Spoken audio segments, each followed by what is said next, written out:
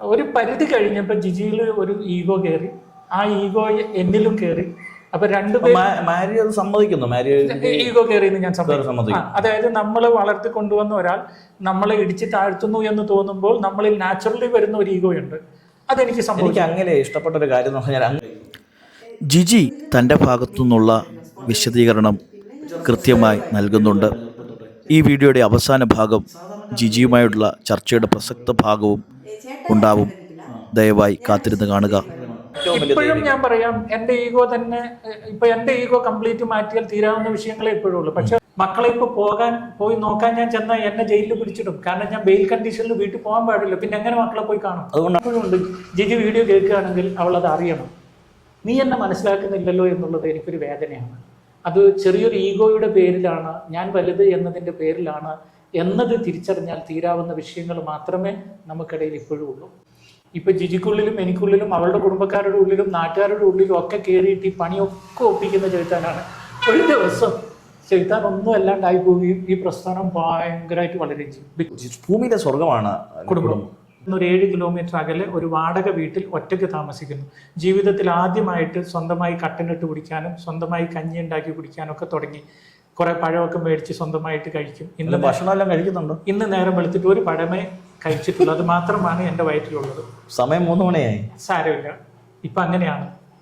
തിരിച്ച് ഭർത്താവ് ഒരിടത്ത് ഒരു ഓഫീസ് ഇട്ടിരിക്കുന്നു, ഭാര്യ മറ്റൊരിടത്ത്. ഞാൻ വളരെ സീരിയസ് ആയിട്ട് മറ്റൊരിടത്തൊരു ഓഫീസ് ഇട്ടിരിക്കുകയാണ്. ഇത് ഞങ്ങളെ എന്നെ കുരങ്ങ് കളിപ്പിക്കുകയാണോ എന്നാണ് എൻ്റെ ചോദ്യം. ഞങ്ങൾ ഭർത്താവിനാണോ കാശ് അയച്ചു കൊടുക്കേണ്ടത്, ഭാര്യയ്ക്കാണോ കാശ് അയച്ചു കൊടുക്കേണ്ടത് എന്നൊരു വലിയ കൺഫ്യൂഷനിലേക്ക് ഞങ്ങൾ തീരുമാനിച്ച് കുറച്ച് കഴിഞ്ഞ കാശ് അയക്കുന്നുള്ളതാണ് ഈ കാര്യം. ഞങ്ങൾക്കൊരു തീരുമാനമാക്കണമല്ലോ. ജിജി പറഞ്ഞ ചേട്ടായി ഒരു പാവമാണെന്ന് പറഞ്ഞു. ചേട്ടായി ഇങ്ങനെ മാനിപ്പുലേറ്റ് ചെയ്യുന്ന ഒരുപാട് പേരുണ്ടെന്ന്. ആരെന്നെ മാനിപ്പുലേറ്റ് ചെയ്ത? താങ്കൾ പറയൂ. ആണോ ഇത് പൊതുജനത്തിൻ്റെതാണെന്ന് തിരിച്ചറിഞ്ഞ്, പൊതുജനത്തിന്റെ നന്മക്കാണെന്ന് തിരിച്ചറിഞ്ഞ് മാരിയോയുടെ തെറ്റുകുറ്റങ്ങൾ ജിജിയും പുറത്ത്, ജിജിയുടെ തെറ്റുകുറ്റങ്ങൾ മാരിയോയും പുറത്ത് പൂർവാധികം ശക്തിയോടെ വരുന്നത് അന്ന് ഞാൻ ഫിലോകാലിയ ചാരിറ്റബിൾ ട്രസ്റ്റിലെ ആ പ്രസ്ഥാനത്തിൽ സ്ഥാനം ഏറ്റെടുക്കാൻ തയ്യാറാണ്. അതിലെനിക്കൊരു തെറ്റ് പറ്റിയല്ലോ. ഞാൻ എൻ്റെ കുടുംബത്തെ സംരക്ഷിക്കാൻ നോക്കി ചില തെറ്റുകൾ കണ്ടിട്ട് അത് അന്നേ വിളിച്ച് പറയുകയോ അന്നേ കേസിന് പോവുകയോ ചെയ്തില്ല എന്നത് എൻ്റെ അറിവില്ലായ്കയുണ്ട്. നമസ്കാരം. നമസ്കാരം. ഞാൻ ഈ അതിഥിയെ ജനങ്ങൾക്ക് പരിചയപ്പെടുത്തേണ്ട കാര്യമില്ല. പ്രത്യേകിച്ച് ഇപ്പോൾ ഒരു നല്ല സമയമല്ല അങ്ങേക്കെന്ന് എനിക്ക് നന്നായിട്ട് അറിയാം. തീർച്ചയായും. എന്നാലും മാരിയോ ജോസഫ് ലോകപ്രസിദ്ധമായ നാമമാണ്. ഈ ചില മാസങ്ങളായിട്ട് മാരിയോ ജോസഫ് എന്ന പേരിന് ഒരു കോട്ടം വന്നില്ലേ എന്ന് ചോദിക്കുമ്പോൾ അത് വാസ്തവല്ലേ?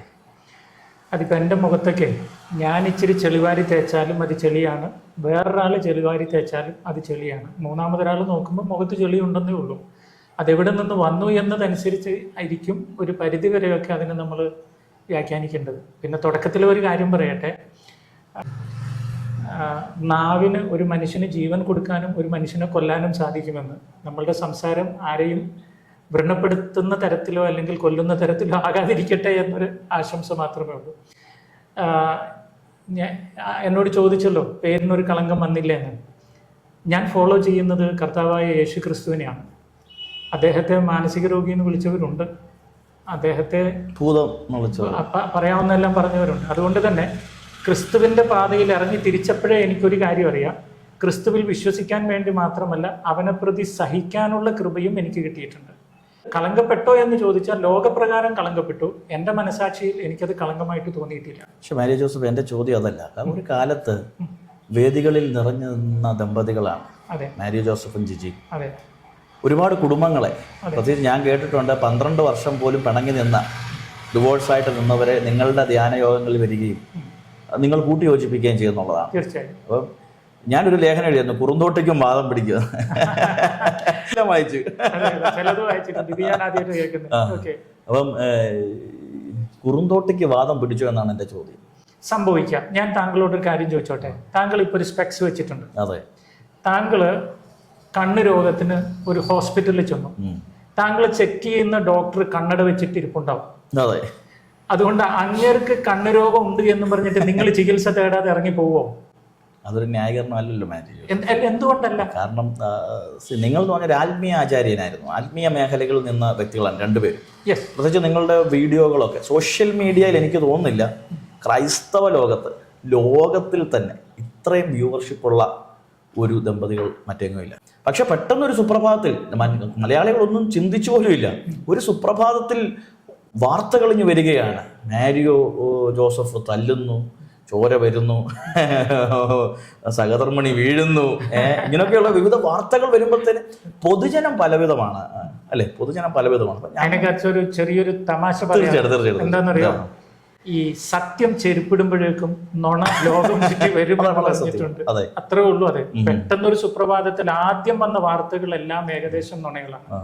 രണ്ടാമതും മൂന്നാമതും നാലാമതും ഒക്കെ വരുന്നതാണ് ഏകദേശം അതിന്റെ സത്യം. അതറിയാൻ ഇച്ചിരി സമയം എടുക്കും. ഒരുപക്ഷെ നമ്മുടെ ഈ ഒരു ഡിസ്കഷൻ അതിനിടയാകുമോ എന്ന് അറിയില്ല. ഇനി എന്നോട് പെട്ടെന്ന് കളങ്കപ്പെട്ടില്ലേ, വീണില്ലേ ഈ ദമ്പതികൾ എന്ന ചോദ്യത്തിന് ഞാൻ മറുപടി പറയാം. ഇപ്പൊ എന്നെ ദൈവം ഇതിന്റെ പൊക്കത്തായിരുന്നു വെച്ചിരുന്നത്. കുറച്ച് കഴിഞ്ഞപ്പോൾ ദൈവത്തിന് തോന്നുന്നു ഇതിനേക്കാളും ഒരു 20 അടി പൊക്കമുള്ള വേറൊരു ടേബിളിൽ കയറ്റണമെന്ന്. അതിന് ദൈവം ചെയ്യുന്നത് ഇതിൽ നിന്ന് ഇറക്കിയിട്ട് അങ്ങോട്ട് നടത്തിയിട്ട് വേണം മേളിൽ കയറി പോകാൻ. ഒരു മലയിൽ നിന്ന് അതിനേക്കാളും വലിയൊരു മലയിലേക്ക് എത്തണമെങ്കിൽ അതിന്റെ വാലിയിലേക്ക് ഇറങ്ങിയാൽ മാത്രമേ കയറാൻ പറ്റുള്ളൂ. നാളത്തേക്ക് ദൈവം കരുതി വെച്ച ഉന്നതമായ ഒരു പദവിയിലേക്ക് നയിക്കാൻ വേണ്ടിയാണോ ഈ വീഴ്ച എന്ന് ചോദിച്ചാൽ ഞാൻ അങ്ങനെ വിശ്വസിക്കുന്ന ഒരാളാണ്. കാരണം ഇത്രയും നാൾ ക്രൈസ്തവ ലോകത്ത് മാത്രം വീക്ഷിക്കപ്പെട്ട മാരിയോയെയും ജിജിയെയും ഇപ്പോൾ മലയാളികൾ ലോകത്ത് എവിടെയുണ്ട് അവരെല്ലാം വീക്ഷിക്കുന്ന ഒരു സാഹചര്യം വന്നിട്ടുണ്ട്. തീർച്ചയായിട്ടും ഇനി ഒരു പക്ഷേ ഒരു തിരിച്ചു വരവ് സകല മലയാളികളും വ്യൂ ചെയ്യുന്ന തരത്തിലേക്ക് ആക്കാൻ വേണ്ടി ദൈവം ഒരുക്കിയതായിക്കൂടെ. ഞാൻ ഒരു കത്തോലിക്കനാണ്. കത്തോലിക്ക സഭയുടെ മതബോധന ഗ്രന്ഥത്തിന്റെ 311 പാരഗ്രാഫിൽ നല്ല രസമായിട്ടൊരു പാരഗ്രാഫാണ്. അതിങ്ങനെ പറഞ്ഞത്, ലോകത്തിൽ നടന്ന ഏറ്റവും വലിയ തിന്മ ഏതാന്ന് ചോദിച്ചാൽ ഒരു തെറ്റും ചെയ്യാത്ത യേശു ക്രിസ്തുവിനെ കള്ളന്മാർക്ക് കൊടുക്കുന്ന ഏറ്റവും വലിയ ശിക്ഷ കൊടുത്തതാണ്. 2 കള്ളന്മാരുടെ ഇടയിൽ ക്രൂശിക്കുന്നത്, ഒരു തെറ്റും ചെയ്യാത്ത ഒരാള്. പക്ഷേ അങ്ങനെ ആ തെറ്റ് ആള് ഏറ്റെടുത്ത് അല്ലെങ്കിൽ ആള് ശിക്ഷിക്കപ്പെട്ട് കഴിഞ്ഞപ്പോൾ തൊട്ടുപുറകെ മാനവകുലത്തിന് മുഴുവനും രക്ഷയുണ്ടായി. അപ്പൊ ലോകത്തിൽ നടന്ന ഏറ്റവും ക്രൂരമായ തിന്മയിൽ നിന്നാണ് മാനവന് രക്ഷയുണ്ടായത് എങ്കിൽ ആ ക്രിസ്തുവിനെ ഫോളോ ചെയ്യുന്ന എനിക്ക് എത്രത്തോളം തിന്മ സമൂഹം കൽപ്പിച്ചരുളുന്നുവോ, എത്രത്തോളം എന്നെ ഡൗൺ ആയിട്ട് തളർത്തുന്നുവോ, അതിൽ നിന്ന് ഒരുപാട് ആത്മാക്കളുടെ രക്ഷ ഉണ്ടാകും എന്ന് വിശ്വസിക്കാൻ കഴിവുള്ള അല്ലെങ്കിൽ വിശ്വസിക്കാൻ സാധിക്കുന്ന ഒരാളാണ് ഞാൻ. മാരിയോ വാസ്തവത്തിൽ ജിജി എന്ത് സ്നേഹിച്ചിരുന്നു? നിങ്ങൾ തമ്മിൽ എന്ത് സ്നേഹമായിരുന്നു അല്ലേ? ആ ഒരു ജിജിയെ ഞാൻ ആത്മാർത്ഥമായി തന്നെയാണ് സ്നേഹിച്ചത്, ഇല്ല എന്നൊന്നും ഞാൻ പറയുന്നില്ല. ആത്മാർത്ഥമായി സ്നേഹിച്ചു. അവളുടെ എല്ലാ കുറവുകളും അറിഞ്ഞ്, ചില കുറവുകൾ അറിഞ്ഞില്ല, പക്ഷെ അറിഞ്ഞ കുറവുകളൊക്കെ കണ്ടു തന്നെ സ്നേഹിച്ചു. എൻ്റെ മൂത്ത മോള് വയറ്റിലുള്ളപ്പോഴാണ് എന്നിൽ നിന്ന് അവൾ മറച്ചു വെച്ച ഒരു കാര്യം ഞാൻ അറിയുന്നത്. അപ്പം നമ്മുടെ മനസ്സിനൊരു വേദന ഉണ്ടായിട്ടുണ്ടെന്നുള്ളത്. പിന്നീട് അവളെ സമൂഹ മാധ്യമങ്ങളിൽ വളർത്തിയെടുക്കാൻ എൻ്റെതായ ചാനലിൽ തന്നെയാണ് അവളെ ഞാൻ അന്ന് അവൾക്ക് ചാനലൊന്നും ഇല്ല കൊണ്ടുവരുന്നത്, സമൂഹ മാധ്യമത്തിൽ അവളെ വളർത്തിയെടുക്കുന്നത്. എന്നിട്ട് ചെറിയ ചെറിയ പ്രോഗ്രാമുകൾക്ക് അവളെ ഞാൻ കൊണ്ടുപോയി ക്ലാസ് എടുപ്പിക്കുന്നത്. 15 മിനിറ്റ് എടുപ്പിച്ച്, അരമണിക്കൂർ എടുപ്പിച്ച്, 1 മണിക്കൂർ എടുപ്പിച്ച് ഞാൻ തന്നെയാണ് വളർത്തി കൊണ്ടുവന്നത്. പക്ഷെ അത് കഴിഞ്ഞിട്ട് ഒരു പരിധി കഴിഞ്ഞപ്പോൾ ജിജിയിൽ ഒരു ഈഗോ കയറി. ആ ഈഗോ എന്നിലും കയറി. അപ്പൊ രണ്ടുപേരും സമ്മതിക്കുന്നു, ഈഗോ കയറി എന്ന് ഞാൻ സമ്മതിക്കും. അതായത് നമ്മളെ വളർത്തി കൊണ്ടുവന്ന ഒരാൾ നമ്മളെ ഇടിച്ച് താഴ്ത്തുന്നു എന്ന് തോന്നുമ്പോൾ നമ്മളിൽ നാച്ചുറലി വരുന്ന ഒരു ഈഗോ ഉണ്ട്. അതെനിക്ക് സംഭവിച്ചു. അങ്ങനെ ഇഷ്ടപ്പെട്ട ഒരു കാര്യം എന്ന് പറഞ്ഞാൽ അങ്ങക്ക് സംഭവിച്ച തെറ്റുകൾ അങ്ങ് കമ്മിറ്റ് ചെയ്യുന്നു. ഇപ്പോഴും ഞാൻ പറയാം, എന്റെ ഈഗോ തന്നെ ഇപ്പൊ എന്റെ ഈഗോ കംപ്ലീറ്റ് മാറ്റിയാൽ തീരാവുന്ന വിഷയങ്ങളെ ഇപ്പോഴും ഉള്ളൂ. പക്ഷെ എന്ത് പറ്റുമെന്നറിയോ, ആ ഈഗോ മാറ്റിയാൽ മരണം വരെ I will be A slave എന്നൊരു ഫീൽ എനിക്കുണ്ട്. എന്റെ നേച്ചറും എന്റെ കുടുംബത്തിന്റെ നേച്ചറും തമ്മിലുള്ള വ്യത്യാസം. കുടുംബം ഇൻക്ലൂസീവാണ്. ഞാൻ, ഭർത്താവ്, മക്കള്, അപ്പൻ, അമ്മ, ചേട്ടൻ, അനിയൻ മതി, വേറെ ആരും കൺസേൺ അല്ല. എന്നെ സംബന്ധിച്ചിടത്തോളം you are also A concern.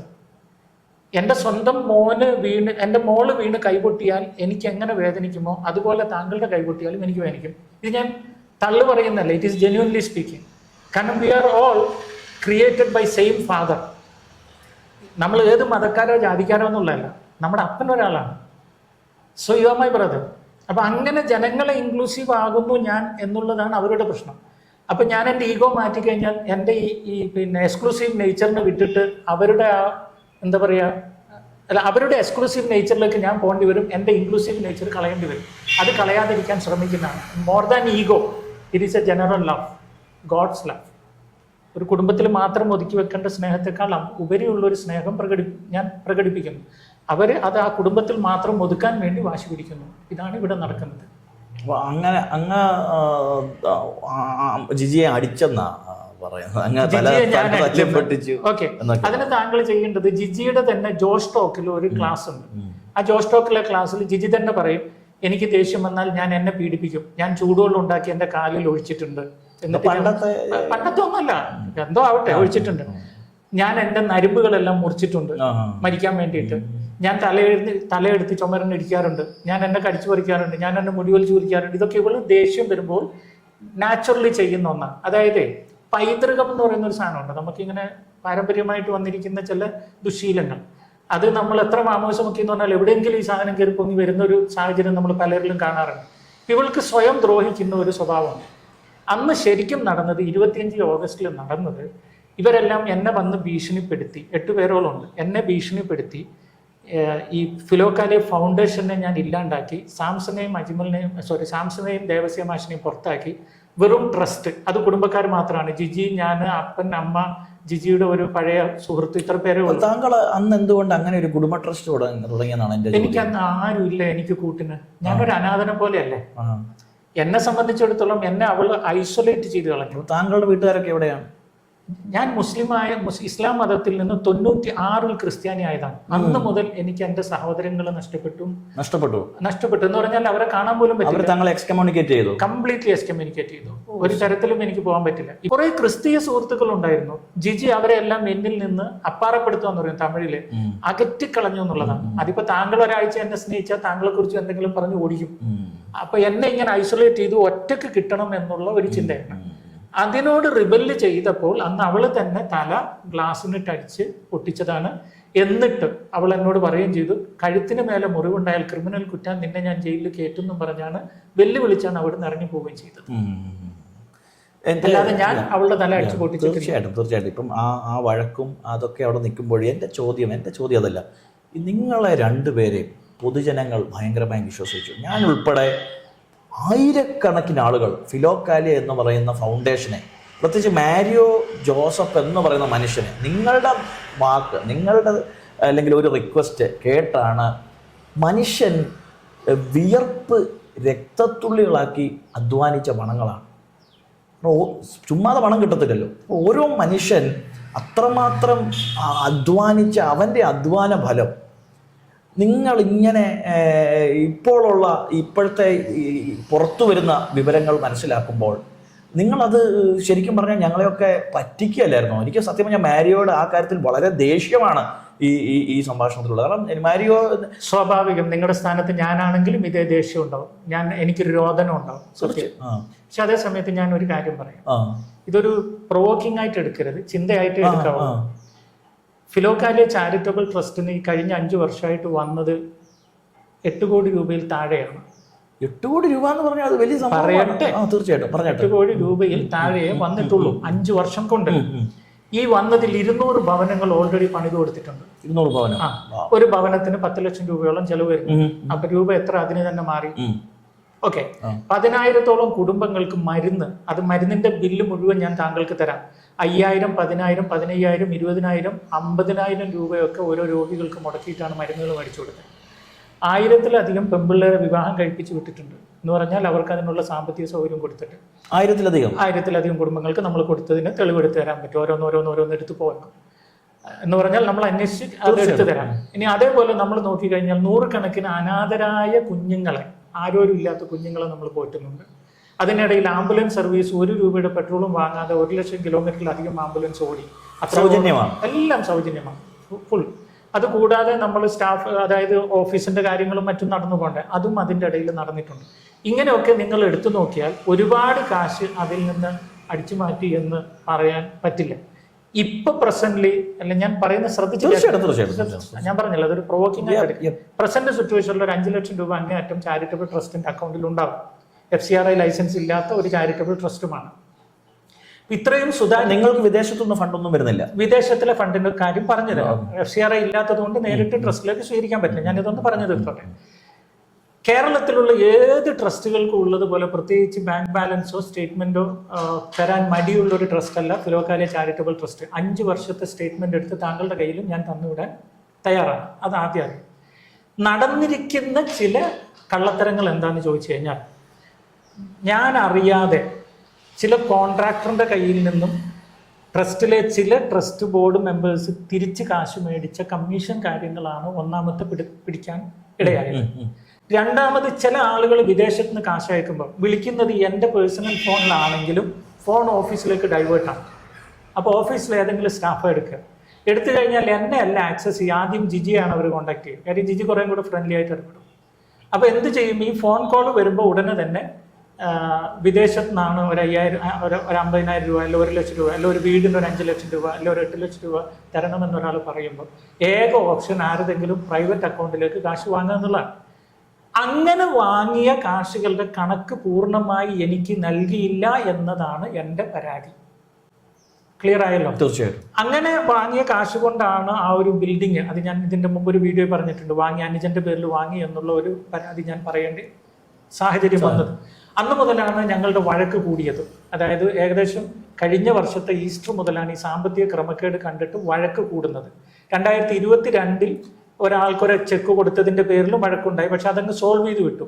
പക്ഷെ വീണ്ടും ഇത് ആവർത്തിച്ചപ്പോൾ വഴക്ക് കൂടേണ്ടി വന്നു. ഇതാണ് ശരിക്കും സംഭവിച്ചത്. ഒരുപാട് വലിയ തിരിമറി നടന്ന ഒരു പ്രസ്ഥാനമാണെന്ന് ഇതിനെക്കുറിച്ച് വിധിക്കരുത്. അങ്ങേയറ്റം പോയ കുറച്ച് ലക്ഷങ്ങൾ എന്തായാലും ചില തിരിമറി അവർ നടത്തിയിട്ടുണ്ട്. അത് തിരിച്ചു പിടിക്കുന്നത് വരെ എൻ്റെ പോരാട്ടം തുടർന്നുകൊണ്ടേ. ആ കാലഘട്ടങ്ങളിൽ തിരിമറി നടത്തുമ്പോഴും നിങ്ങൾ വന്ന് അല്ലെങ്കിൽ മാരിയോ ജോസഫും ജിജി ജോസഫും വന്ന് വീണ്ടും വീഡിയോ ഇടുമായിരുന്നു. അവിടെയാണ് എനിക്ക് മാരിയോ ജോസഫ് എന്ന് പറയുന്ന ആ വ്യക്തിയുടെ ക്രെഡിബിലിറ്റിയെ ഞാൻ ചോദ്യം ചെയ്യുന്നത്. ശരിക്കും പറഞ്ഞാൽ തീർച്ചയായും താങ്കളുടെ സ്ഥാനത്ത് ഞാനാണെങ്കിൽ ഞാനും എന്നോട് ചോദ്യം ചെയ്യേണ്ട ഒരു കാര്യമാണ്. അത് ചോദ്യം ചെയ്തതിനെ ഞാൻ appreciate, I really appreciate for. എനിക്കത് വേദനിക്കുന്നില്ല. കാരണം അതെൻ്റെ ജീവിത പങ്കാളിയാണ്. എൻ്റെ ജീവിത പങ്കാളി കാണിക്കുന്ന ചെറിയ തെറ്റുകൾ സമൂഹ മാധ്യമത്തിൽ വലിച്ചഴക്കാനോ അല്ലെങ്കിൽ ജനത്തോട് വിളിച്ചു പറയാനോ എൻ്റെ മനസാക്ഷി അനുവദിച്ചില്ല, സത്യമായും അനുവദിച്ചില്ല. കാരണം സെയിൻറ്റ് ജോസഫ് ജീവിത പങ്കാളിയിൽ ഒരു തെറ്റ് കണ്ടപ്പോൾ ആരും അറിയാതെ ഉപേക്ഷിക്കാൻ വരെ നോക്കുകയും ചെയ്തു, പരസ്യമായിട്ടൊന്നും. അപ്പം ഞാനിതെല്ലാം ഒഴിച്ചു വെക്കുകയായിരുന്നു. അതായത് 2022 ഒരു കേസ് വന്നു, ഞാനത് FIR ഇടാതെ ഞാനത് ഒതുക്കി. 2023 വീണ്ടും വന്നു, അതും ഞാൻ ഒതുക്കി. 2024 വന്നു, കത്തിക്കുത്തു വരെ കൊണ്ടു. ഞാൻ എന്നിട്ട് ആരെയും അറിയിക്കാതെ മാറി താമസിക്കുകയേ ചെയ്തുള്ളൂ, പുറം ലോകം അറിയിച്ചില്ല. ഇപ്പോൾ എന്താ സംഭവിച്ചതെന്ന് വെച്ചാൽ, ആദ്യം കേസ് കൊടുത്തത് ആര്, എന്ത് പറഞ്ഞ് കേസ് കൊടുത്തു, അത് നിങ്ങൾ ചിന്തിക്കേണ്ട കാര്യമാണ്. ആദ്യം കേസ് കൊടുത്തത് ആര്? ആദ്യം ജിജിയാണ് പോയി കേസ് കൊടുക്കുന്നത്. ഈ കേസ് കൊടുത്ത FIR-നകത്ത് മനഃപൂർവ്വം മാരകമായുധം ഉപയോഗിച്ച് തലയിൽ പരിക്കേൽപ്പിച്ചു, ഇനിയും ഞങ്ങളെ കൊല്ലാൻ സാധ്യതയുള്ളതുകൊണ്ട് ജാമ്യം പോലും കൊടുക്കരുത് എന്നും പറഞ്ഞിട്ട് കേസ് കൊടുത്തത് ജിജി. ഈ കൊടുത്ത കേസ് മാധ്യമങ്ങൾക്ക് എത്തിച്ചു കൊടുത്തത് ആര്? ജിജി. പിന്നെ എന്നെ ഗെയ് എന്നും മാനസിക രോഗി എന്നും തീവ്രവാദി എന്നൊക്കെ വിളിക്കുന്ന ഒരു വീഡിയോ ജിജിയുടെ മൊബൈലിൽ റെക്കോർഡ് ചെയ്ത വീഡിയോ ആണല്ലോ ലോകത്ത് പ്രചരിച്ചത്. അപ്പൊ ഇത്രയും അവളെല്ലാം ചെയ്ത് കഴിഞ്ഞത് കൊണ്ട്, ഐ റിപ്പീറ്റ്, എല്ലാം ചെയ്ത് കഴിഞ്ഞത് കൊണ്ട് പിന്നെ എന്നെ സംബന്ധിച്ചിടത്തോളം ഇനിയും ഞാൻ ഒളിച്ചു വെച്ച് സംരക്ഷിക്കേണ്ട കാര്യമില്ല എന്ന് തോന്നിയപ്പോൾ ഞാൻ എന്ത് ചെയ്തു, ഉള്ള കാര്യങ്ങൾ തുറന്നു പറയേണ്ടി വന്നു. അതിലെനിക്ക് താങ്കളോട് ഒരു ക്ഷമാപണം പറയണം. താങ്കളോട് മാത്രമല്ല, ലോകത്തിൽ മാരിയോയെ കേൾക്കുന്ന എല്ലാ മനുഷ്യരോടും പറയണം. 1 രൂപയുടേതാണെങ്കിലും നിങ്ങൾ വേർത്ത് കഷ്ടപ്പെട്ട് നൊമ്പരപ്പെട്ട് ചോര നീരാക്കി മാരിയോയെ ഏൽപ്പിച്ച കാശിൽ നിന്ന് അല്പം കാശ് തിരിമറി അവർ നടത്തിപ്പോയതിൻ്റെ പിന്നിൽ ഞാൻ മിണ്ടാതിരുന്നു അല്ലെങ്കിൽ ഞാൻ സഹിച്ചു എന്നൊരു തെറ്റ് എൻ്റെ ഭാഗത്തുണ്ടായിട്ടുണ്ട്. നിരുപാധികം മാപ്പാക്കണം. അത് അറിഞ്ഞുകൊണ്ടല്ല, ഒരു കുടുംബത്തെ സേവ് ചെയ്യാൻ വേണ്ടിയുള്ള എൻ്റെ ആഴമായ ശ്രമത്തിൻ്റെ ഭാഗമാണ്. ഒരു പക്ഷേ ദൈവമായിട്ട് അതെനിയും ഇവൻ മറച്ചു വെച്ചാൽ, മാനുഷിക പരിഗണന കൊണ്ട് മറച്ചു വെച്ചാൽ പറ്റില്ല, അത് ലോകം അറിയണം എന്നതുകൊണ്ടായിരിക്കാം ജിജിക്ക് അങ്ങനെ കേസ് കൊടുക്കാനും ഇതിങ്ങനെ കൊണ്ടുപോകാനും തോന്നിയത് എന്ന് വിശ്വസിക്കുന്ന ഒരാളാണ് ഞാൻ. ഇപ്പോൾ എൻ്റെ അവസ്ഥ എന്ന് പറഞ്ഞാൽ കംപ്ലീറ്റ് ട്രാൻസ്പെറൻ്റ് ആണ്. എന്ന് പറഞ്ഞാൽ ഫിലോകാലിയ ഫൗണ്ടേഷൻ ROCയിൽ MCA പോർട്ടലിൽ രജിസ്റ്റേർഡ് ആണ്. 50 രൂപ നിങ്ങൾ മുടക്കിയാൽ നമ്മുടെ ബാങ്ക് സ്റ്റേറ്റ്മെന്റ് അടക്കം നിങ്ങൾക്കും പരിശോധിക്കാൻ സാധിക്കുന്ന സൗകര്യത്തിലാണ് ഇപ്പോൾ ചെയ്തു വെച്ചിരിക്കുന്നത്. അതുകൊണ്ട് വരവും ചെലവും എല്ലാം വ്യക്തമായി അറിയാവുന്ന സുതാര്യതയിലാണ് ഫിലോകാലിയ ഫൗണ്ടേഷൻ ഇപ്പോൾ പോകുന്നത്. ഇപ്പൊ കേരളത്തിന്റെ ഏറ്റവും വലിയൊരു ചോദ്യം, നേരത്തെ ഒന്നായിരുന്നു ഫിലോകാലിയ എന്ന് പറയുമ്പോൾ, ഇപ്പം ഭർത്താവ് ഒരിടത്ത് ഒരു ഓഫീസ് ഇട്ടിരിക്കുന്നു, ഭാര്യ മറ്റൊരിടത്ത്. ഞാൻ വളരെ സീരിയസ് ആയിട്ട് മറ്റൊരിടത്തൊരു ഓഫീസ് ഇട്ടിരിക്കുകയാണ്. ഇത് ഞങ്ങളെ എന്നെ കുരങ്ങ് കളിപ്പിക്കുകയാണോ എന്നാണ് എൻ്റെ ചോദ്യം. ഞങ്ങൾ ഭർത്താവിനാണോ കാശ് അയച്ചു കൊടുക്കേണ്ടത്, ഭാര്യയ്ക്കാണോ കാശ് അയച്ചു കൊടുക്കേണ്ടത് എന്നൊരു വലിയ കൺഫ്യൂഷനിലേക്ക് ഞങ്ങൾ തീരുമാനിച്ച് കുറച്ച് കഴിഞ്ഞ കാശ് അയക്കുന്നുള്ളതാണ് ഈ കാര്യം. ഞങ്ങൾക്കൊരു തീരുമാനമാക്കണമല്ലോ. അതാണ് വാസ്തവം. ഞാൻ അത് തന്നെ പറയുള്ളൂ. നിങ്ങൾ അത് പൊതുജനം എല്ലാവരും പൊതുജനം എന്ന് പറഞ്ഞാൽ എൻ്റെ സഹോദരങ്ങളാണ് കേട്ടോ. അതായത് എന്നെ സംബന്ധിച്ചിടത്തോളം ഞാനൊരു കത്തോലിക്കനാണ്. ഒരേ കാസയിൽ നിന്ന് ഒരേ പിലാസയിൽ നിന്ന് ഈശോയുടെ രക്തശരീരം ഭക്ഷിക്കുന്നവർ എൻ്റെ രക്തബന്ധുക്കളാണെന്ന് വിശ്വസിക്കുന്ന ആളാണ്. അതായത് പാപ്പയെ പോലെ എനിക്ക് എല്ലാ അപ്പച്ചന്മാരെയും ഇഷ്ടമാണ്. ഇത് ചുമ്മാ ഒരു തള്ളു പറയുന്നതല്ല, ജെന്യൂൻ ആയിട്ട് ഫ്രം ദി ഹാർട്ട് പറയുന്ന. അപ്പൊ എനിക്കും പറയാനുള്ളത് കുറച്ച് നാൾ നിങ്ങൾ മാറി നിന്ന് വാച്ച് ചെയ്യുക. അതായത് എൻ്റെ ജീവിത പങ്കാളി എന്ത് ചെയ്യുന്നു, ഞാൻ എന്ത് ചെയ്യുന്നു എന്ന് വാച്ച് ചെയ്തിട്ട് ഇതിലേത് ആത്മാർത്ഥമായി മുന്നോട്ട് പോകുന്നു എന്നറിഞ്ഞിട്ട് സപ്പോർട്ട് ചെയ്യുക. അതിനൊരു ഉദാഹരണം പറയാം. കഴിഞ്ഞ ആഴ്ച പത്തനംതിട്ടയോട് അടുപ്പിച്ച് കോട്ടയം ജില്ലയുടെ എൻഡിൽ നിന്ന് ഒരു ചേച്ചി ഇവിടെ കാണാൻ വേണ്ടി വന്നു. കുറേ വിളിച്ചാൽ വന്ന്, ബസ് കയറിയാൽ വന്ന്, നല്ല പ്രായമുണ്ട്, ഭർത്താവ് മരിച്ചു പോയതാണ്. ഇവിടെ ഇതേ മേശപ്പുറത്ത് എൻ്റെ അടുത്ത് ഇരുന്നിട്ട് പറഞ്ഞു, നിങ്ങൾ ജെന്യൂൻ ആണെന്ന് അറിയാനോ വന്നേന്നു. അപ്പം എന്നോട് എല്ലാ ചരിത്രം ചോദിച്ചു, ഞാൻ മൊത്തം കഥയും പറഞ്ഞു. അപ്പം എന്നോട് പറഞ്ഞു, ഈ ആഴ്ച മരുന്ന് വാങ്ങാൻ ഒരു 10,000 രൂപ ഞാൻ തരാം, എനിക്ക് അത് തന്നാലേ സമാധാനമുള്ളൂ എന്ന് പറഞ്ഞു. പക്ഷെ ഇപ്പം എൻ്റെ കയ്യിൽ കാശൊന്നുമില്ല എന്ന് പറഞ്ഞ് പോയിട്ട് പിറ്റേ ദിവസം ഇട്ടത് 20,000 രൂപ. ഞാൻ ചോദിച്ചെന്താ, നിങ്ങളുടെ ജെന്യൂനിറ്റി കണ്ടപ്പോൾ എനിക്ക് തരാൻ തോന്നി എന്ന് പറഞ്ഞു. അങ്ങനെയാണ് കഴിഞ്ഞ ആഴ്ച നമ്മൾ മരുന്ന് കൊടുത്തത്. അതിലെ 2 മരുന്ന് ബാക്കി വന്നതാണ് ആ പാർസലിൽ കിടക്കുന്നത്. അപ്പോ ഇതേപോലെ ജെന്യൂൻ ആണ് മാരിയോ എന്ന് തിരിച്ചറിഞ്ഞിട്ട് മാത്രം തന്നാൽ മതി. ഞാൻ ആരുടെ അടുത്ത് വന്നിട്ട് താഴെയൊന്നും ചോദിക്കുന്നില്ല, ഞാനൊരു റെസിപ്റ്റ് അച്ചടിച്ച് ഇറങ്ങി വരുന്നില്ല. ഞാൻ സോഷ്യൽ മീഡിയ പറയുന്നു, അത് കാണുമ്പോൾ ദൈവാത്മാവ് പ്രേരിപ്പിച്ചാൽ, ഞാൻ പറയുന്നു കുറെ നാൾ കഴിയുമ്പോൾ താങ്കളെയും ദൈവാത്മാവ് പ്രേരിപ്പിച്ച് ചിലപ്പോൾ താങ്കൾ ഒരു 10 രൂപ തന്നു വരും, അത്രേ ഉള്ളൂ. അത് ദൈവാത്മാവ് പ്രേരിപ്പിക്കുന്ന പോലെയാണ്. If it's for a good cause we want to give. ഞാൻ സത്യം പറഞ്ഞാൽ മലയാളികളുടെ ഒരു സ്വഭാവം എന്ന് പറഞ്ഞു കഴിഞ്ഞാൽ മലയാളികൾക്കേ ഉള്ളൂ, തീർച്ചയായിട്ടും. കാരണം നമ്മൾ സമൂഹത്തെ ഇത്രമാത്രം ഒന്ന് ഉയർത്തിക്കൊണ്ട് വരുവാൻ വളരെ, അത് നമ്മൾ ഇല്ലായ്മയിൽ പോലും എടുത്ത് ദരിദ്രർക്ക് വാരി വിതറി കൊടുക്കുന്ന ഒരു സമൂഹമാണ് മലയാള സമൂഹം. അവിടെയാണ് ഇതുപോലുള്ള അവസ്ഥാവിശേഷങ്ങൾ വരുമ്പോൾ. അതിൽ എനിക്കൊരു തെറ്റ് പറ്റിയില്ല. ഞാൻ എൻ്റെ കുടുംബത്തെ സംരക്ഷിക്കാൻ നോക്കി ചില തെറ്റുകൾ കണ്ടിട്ട് അത് അന്നേ വിളിച്ച് പറയുകയോ അന്നേ കേസിന് പോവുകയോ ചെയ്തില്ല എന്നത് എൻ്റെ അറിവില്ലായ്കയുണ്ട്. കേസിന് പോകാമായിരുന്നു എന്ന അറിവില്ലായ്കയുണ്ട്. ഇഗ്നോറൻസ് ഓഫ് ദി ലോ അതിലൊന്ന്. രണ്ടാമത്തത്, എനിക്ക് കുടുംബത്തോടുള്ള സ്നേഹം കൊണ്ട് ഞാനത് പൊത്തിവെച്ചു. എൻ്റെ 2 പെൺപിള്ളേർ പ്രായപൂർത്തിയായവരാണ്, ഒരു നല്ല കുടുംബമാണ്, അത് മുന്നോട്ട് പോകണം, അതെങ്ങനെ തകർക്കണം എന്ന് ഒരപ്പനും ചിന്തിക്കില്ലല്ലോ. അത് എൻ്റെ ഭാഗത്ത് വന്നൊരു മിസ്റ്റേക്കാണ്. പക്ഷെ ഇപ്പം ഞാൻ ചെയ്യുന്നത് എന്താണെന്നറിയോ താങ്കൾ? ഇപ്പോൾ 3 വീടിൻ്റെ പണി പുരോഗമിക്കുന്നുണ്ട്. ആ വീടുകൾക്ക് സ്പോൺസർ ചെയ്ത ആളുടെ കയ്യിൽ നിന്ന് 1 രൂപ ഞാൻ വാങ്ങിയിട്ടില്ല, ഫൗണ്ടേഷനും വാങ്ങിയിട്ടില്ല. ആർക്കാണോ വീട് പണിത് കൊടുക്കുന്നത് അവരുടെ അക്കൗണ്ടിൽ ഇട്ട് കൊടുത്തു. ക്ലിയർ ആയോ? അവരുടെ അക്കൗണ്ടിൽ നിന്ന് ചെക്ക് നമ്മൾ തന്നെ വാങ്ങിയിട്ട് ആർക്ക് കൊടുക്കും? കോൺട്രാക്ടറിന് കൊടുക്കും. പണി കൃത്യമായിട്ട് നടക്കും. So there is no doubt for the sponsor, there is no problem for Mary also. അങ്ങനെയാണെങ്കിൽ ഞാൻ ഹാപ്പിയാണ്. നന്മ നടന്നുകൊണ്ട് പോകാമെന്നുള്ളൊരു ആഗ്രഹം മാത്രമേ ഉള്ളൂ. ഞാനിത് തുടങ്ങിയത് തന്നെ ഫിലോക്കാലിയ ചാരിറ്റബിൾ ട്രസ്റ്റ് തുടങ്ങുന്നതിന് മുമ്പേ തുടങ്ങിയതാണ് ഫിലോക്കാലിയ മിനിസ്ട്രി. ദൈവവചനം ജനങ്ങളിലേക്ക് എത്തിക്കാൻ തുടങ്ങിയൊരു മിനിസ്ട്രിയാണ്. അത് സാൽവേഷൻ ആർമിയുടെ സോപ്പ് സൂപ്പ് സാൽവേഷൻ എന്ന തത്വത്തിൽ നിന്ന് എനിക്ക് കിട്ടിയൊരു ഇൻഡ്യൂഷനാണ്. നമ്മൾ ആവശ്യമുള്ളവരെ സഹായിച്ച് സ്നേഹിച്ച് മുന്നോട്ട് പോകുമ്പോൾ അവർക്ക് നിത്യമായി ആവശ്യമുള്ളതും കൊടുക്കാൻ എനിക്ക് സാധിക്കും എന്ന ഒരു ചിന്തയിൽ നിന്ന് തുടങ്ങിയതാണ് ഫിലോക്കാലിയ ചാരിറ്റബിൾ ട്രസ്റ്റ്. അത് തുടർന്നുകൊണ്ടേയിരിക്കും. കാരണം അതിൻ്റെ ലക്ഷ്യം കർത്താവിൻ്റെ മഹത്വമായതുകൊണ്ട്. തീർച്ചയായിട്ടും ഈ ജിജിയുടെ വിഷയത്തിൽ അല്ലെങ്കിൽ കുഞ്ഞുങ്ങളുടെ വിഷയത്തിൽ വരുമ്പോൾ അവർ പറയുന്നത് ഞങ്ങളെങ്ങും പോയിട്ടില്ല, ഞങ്ങൾ ഇവിടെ തന്നെ ഉണ്ട്, ചേട്ടനാണ് പോയെന്നാണ് പറയുന്നത്. ചേട്ടായി എന്നാണ്, ചേട്ടായിയാണ് ഞങ്ങളെ ഇട്ടു പോയത്. ഞാൻ ചോദിച്ചോട്ടെ, ഞാനും താങ്കളും ഇന്നിവിടെ താമസിക്കുന്നു. താങ്കൾ എനിക്കെതിരെ ഒരു ക്രിമിനൽ കുറ്റത്തിന് കേസ് കൊടുത്തു. കേസ് കൊടുത്തിട്ട് വിധി വന്നു, ഞാൻ 3 മാസം താങ്കളെ കാണരുത്, താങ്കൾ ഉള്ളിടത്ത് വരരുത് എന്ന്. അപ്പൊ ഞാൻ ഇറങ്ങിപ്പോയി എന്ന് പറയണോ, താങ്കൾ എന്നെ ഓടിച്ചു എന്ന് പറയണോ? താങ്കൾ ചിന്തിക്കും. തീർച്ചയായിട്ടും. അതായത് ജിജി ഫയൽ ചെയ്ത കേസ് അനുസരിച്ച് 3 മാസത്തേക്ക് ഞാൻ അവളെ കാണാനോ മിണ്ടാനോ പാടില്ല. അവൾ ഉള്ളിടത്ത് പോകാൻ പാടില്ല. ഞാൻ അവളുള്ള ചാലക്കുടി പോലീസ് സ്റ്റേഷൻ പരിധിയിലേ ഞാൻ തിങ്കളാഴ്ച ഒപ്പിടാനല്ലാതെ പോകാൻ പാടില്ല. ഞാൻ ഇറങ്ങിപ്പോയി എന്ന് പറയുന്നതാണോ മര്യാദ, എന്നെ ഇറക്കി വിട്ടു എന്ന് പറയുന്നതാണോ മര്യാദ? അങ്ങിപ്പോ എവിടെ താമസിക്കുന്നത്? ഞാനിപ്പോൾ നമ്മൾ ഇരിക്കുന്ന ഓഫീസിൽ നിന്ന് ഒരു 7 കിലോമീറ്റർ അകലെ ഒരു വാടക വീട്ടിൽ ഒറ്റയ്ക്ക് താമസിക്കുന്നു. ജീവിതത്തിൽ ആദ്യമായിട്ട് സ്വന്തമായി കട്ടനിട്ട് കുടിക്കാനും സ്വന്തമായി കഞ്ഞി ഉണ്ടാക്കി കുടിക്കാനും ഒക്കെ തുടങ്ങി. കുറെ പഴമൊക്കെ മേടിച്ച് സ്വന്തമായിട്ട് കഴിക്കും. ഇന്ന് ഭക്ഷണമെല്ലാം കഴിക്കുന്നുണ്ടോ? ഇന്ന് നേരം വെളുത്തിട്ട് ഒരു പഴമേ കഴിച്ചിട്ടുള്ളൂ. അത് മാത്രമാണ് എൻ്റെ വയറ്റിലുള്ളത്. സമയം 3 മണിയായി. സാരമില്ല, ഇപ്പം അങ്ങനെയാണ്. തിരിച്ചു ചെല്ലുമ്പോഴേക്കും നമ്മുടെ സാംസന്റെ ഭാര്യ ഇച്ചിരി ഫുഡ് ഉണ്ടാക്കി കൊണ്ടുവച്ച് അത് കൊണ്ടുപോകും. അത് ഉച്ചക്കത്തെയും രാത്രിക്കത്തെയും ആയിട്ടൊരു 4 മണിക്ക് ഞാൻ കഴിക്കും. അതാണ് ഇപ്പോഴത്തെ ജീവിതം. ഒരു നേരം ആഹാരം കഴിക്കും. അത് ഇവരാരെങ്കിലും ഉണ്ടാക്കി തന്നാൽ. ഹോട്ടലിൽ നിന്ന് കഴിക്കാൻ പറ്റില്ല. കാരണം ഞാനൊരു ക്യാൻസർ സർവൈവറാണ്. ഈ തൈറോയ്ഡ് ഗ്ലാൻഡിനെ ട്വൈസ് ഓപ്പറേറ്റ് ചെയ്ത് അതിൻ്റെ ഒത്തിരി മെഡിസിൻ ഉണ്ട്. ഇപ്പോൾ എനിക്ക് ലിവറിൽ ഒരു സിസ്റ്റ് ഉണ്ട്, ഒരു മുഴ, അതിന് വേണ്ടിയുള്ള ട്രീറ്റ്മെൻറ്റ് എടുക്കുന്നുണ്ട്. എൻ്റെ ബ്രെയിനിൽ ഒരു ചെറിയൊരു പ്രശ്നം വന്നിട്ട് അതിൻ്റെ ട്രീറ്റ്മെൻറ്റ് ഉണ്ട്. ഇത് അപ്പോൾ ഇപ്പോൾ ഒരുപാട് എന്ന് പറഞ്ഞാൽ 1 കിലോ മരുന്ന് കഴിക്കണം, അത് ഒരു നേരത്തെ ആഹാരവും മരുന്നും കഴിച്ച് മുന്നോട്ട് പോകുന്നൊരു സാഹചര്യമാണ് പ്രസൻ്റ്ലി എനിക്ക്. ഒത്തിരി ഫിസിക്കൽ പ്രശ്നങ്ങളുണ്ട്. തീർച്ചയായിട്ടും ഈ ക്യാൻസർ എന്ന് പറയുമ്പോൾ അങ്ങ് ഒരു കാലത്ത് വളരെ വേദനയിൽ കിടന്നുകൊണ്ടിരിക്കുമ്പോൾ അങ്ങേക്ക് ജീവിതം തന്ന ഒരു പെൺകുട്ടിയാണ് എന്ന് പറയുമ്പോൾ കേൾക്കുമ്പോൾ അതൊരു സുഖമാണ്, എന്നാൽ തിരിച്ചുമാണ് അത് ജനങ്ങൾക്കുള്ളൊരു തെറ്റിദ്ധാരണയാണ്. ഞാൻ ക്യാൻസർ രോഗത്തിന് സർജറി കഴിയുന്നു എന്നുള്ളതൊരു വാസ്തവം. അതിലും വലിയൊരു ദുരന്തത്തിൽ ജിജിയും ജിജിയുടെ കുടുംബവും പെട്ടുപോയപ്പോൾ അവരെ കരകയറ്റുക എന്നൊരു ലക്ഷ്യവും കൂടെ എനിക്കുണ്ടായിരുന്നു. അതിനെ രണ്ടിനെ എടുത്തു നോക്കിയാൽ, ആ 2 വിഷയത്തെ എടുത്തു നോക്കിയാൽ, അവൾ എന്നെ സപ്പോർട്ട് ചെയ്തതിൽ കൂടുതൽ ഞാൻ അവളെയാണ് സപ്പോർട്ട് ചെയ്തത്.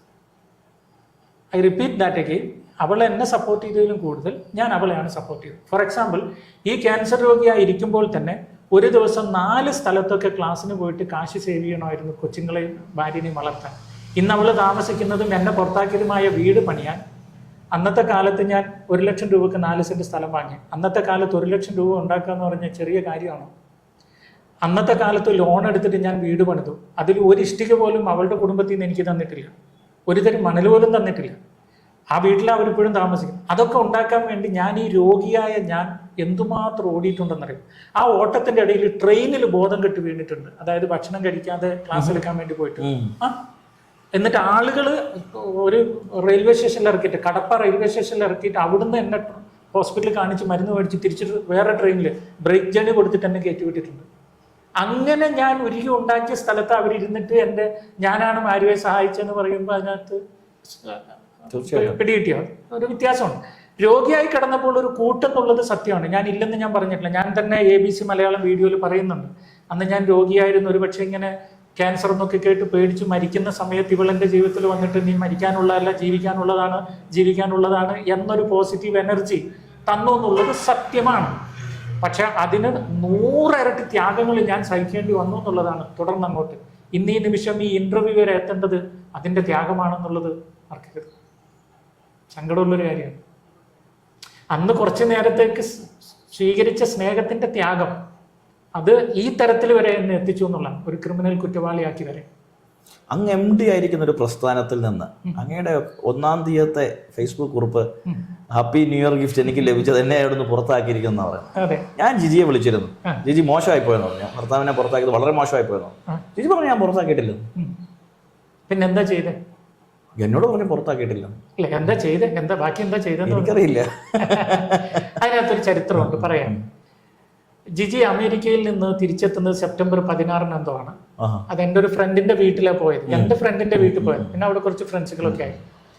സെപ്റ്റംബർ 18-നും 20-നും ഇടയിൽ ഫിലോകാലിയ ചാരിറ്റബിൾ ട്രസ്റ്റിന്റെ ഓഫീസിൽ അർദ്ധരാത്രി ജിജി കയറി ക്യാമറകളെല്ലാം ഊരിയിട്ട് അക്കൗണ്ട് കുത്തിപ്പൊളിച്ച് അക്കൗണ്ട് സെക്ഷനകത്ത് കയറി അവിടെ ഉണ്ടായിരുന്ന ട്രസ്റ്റിന്റെ ഡീഡ്, ട്രസ്റ്റിന്റെ പാൻ കാർഡ്, ട്രസ്റ്റിന്റെ മിനിറ്റ്സ് ബുക്ക് എടുത്തുകൊണ്ട് പോയി. 3-4 ദിവസം കഴിഞ്ഞ് പാൻ കാർഡ് KYC പുതുക്കാൻ വേണ്ടി അക്കൗണ്ടന്റ് പോയി നോക്കുമ്പോൾ ഒന്നും അവിടെ കാണാനില്ല.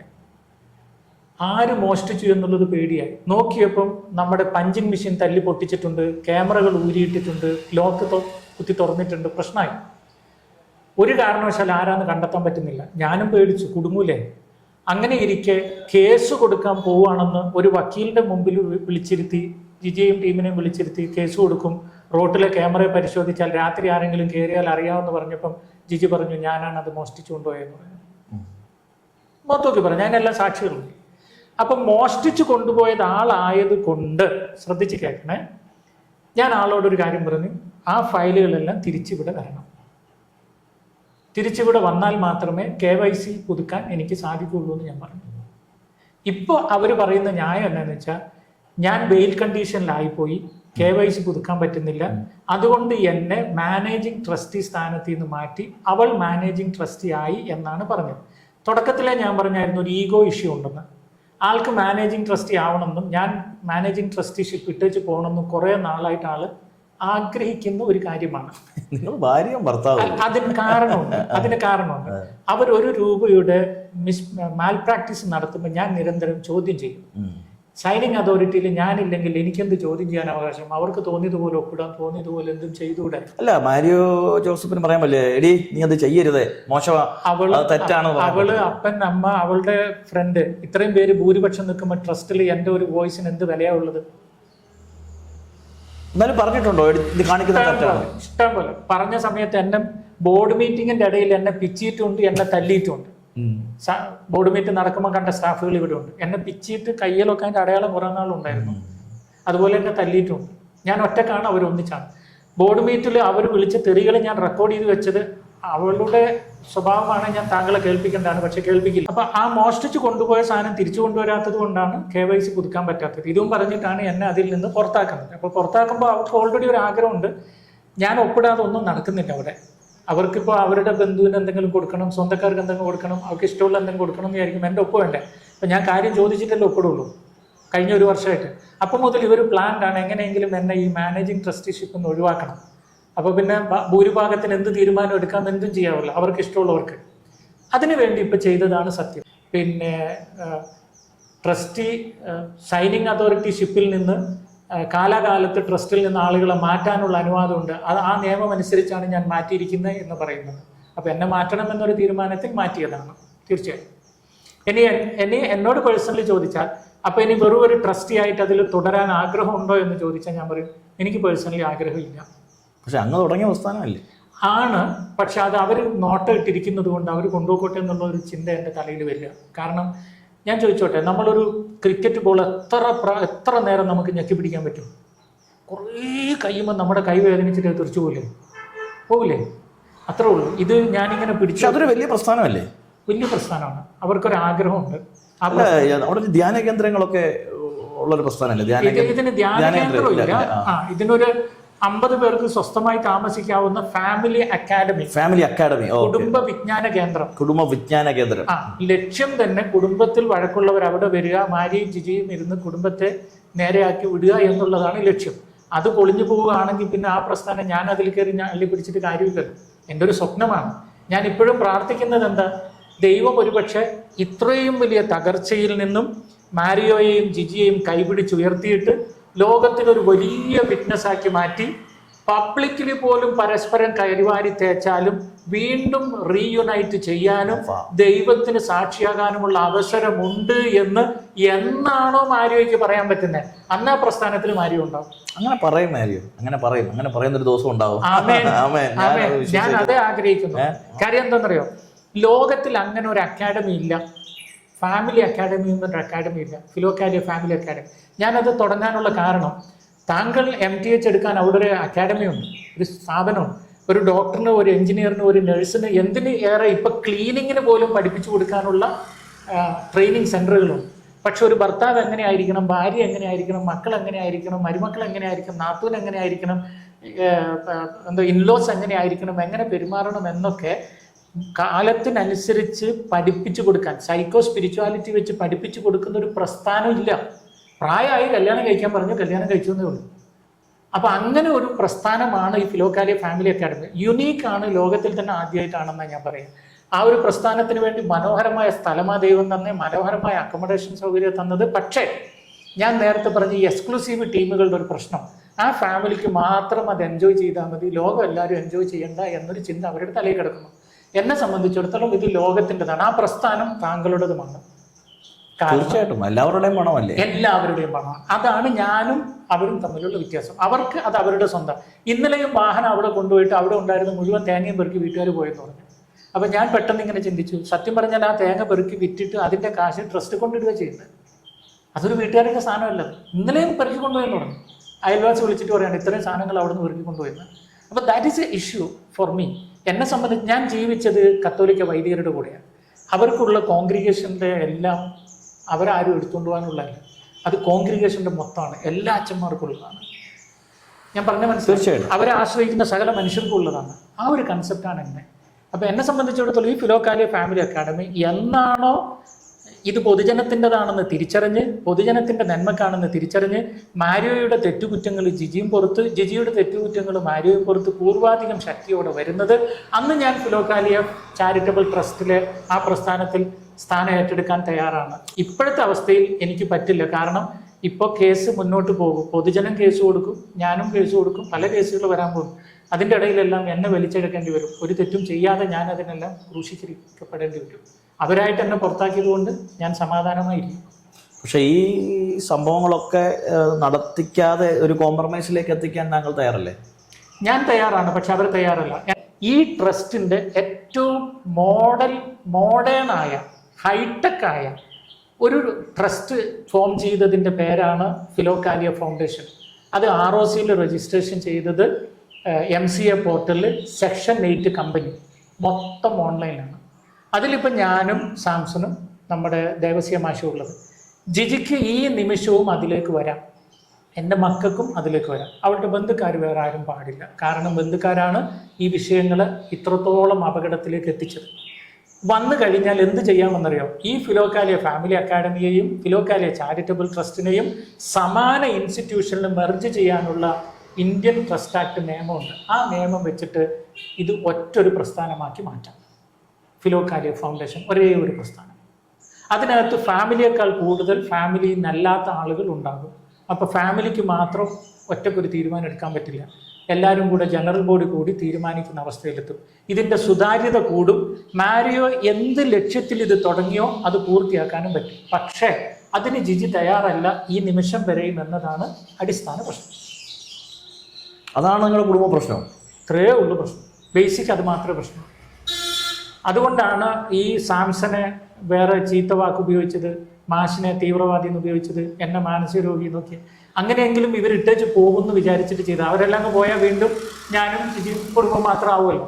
അവർക്കത് മാത്രമേ താല്പര്യമുള്ളൂ. പക്ഷേ ഈ ഒരു പ്രസ്ഥാനം മുന്നോട്ട് കൊണ്ടുപോവുകയാണെങ്കിൽ മനസ്സാക്ഷിക്കനുസരിച്ച് ട്രസ്റ്റും നല്ലത്, ഫൗണ്ടേഷനും നല്ലത്, പക്ഷെ പ്രയോജനകരമായത് ഏതെന്ന് തിരിച്ചറിയുമ്പോൾ അത് ഫൗണ്ടേഷനാണ്.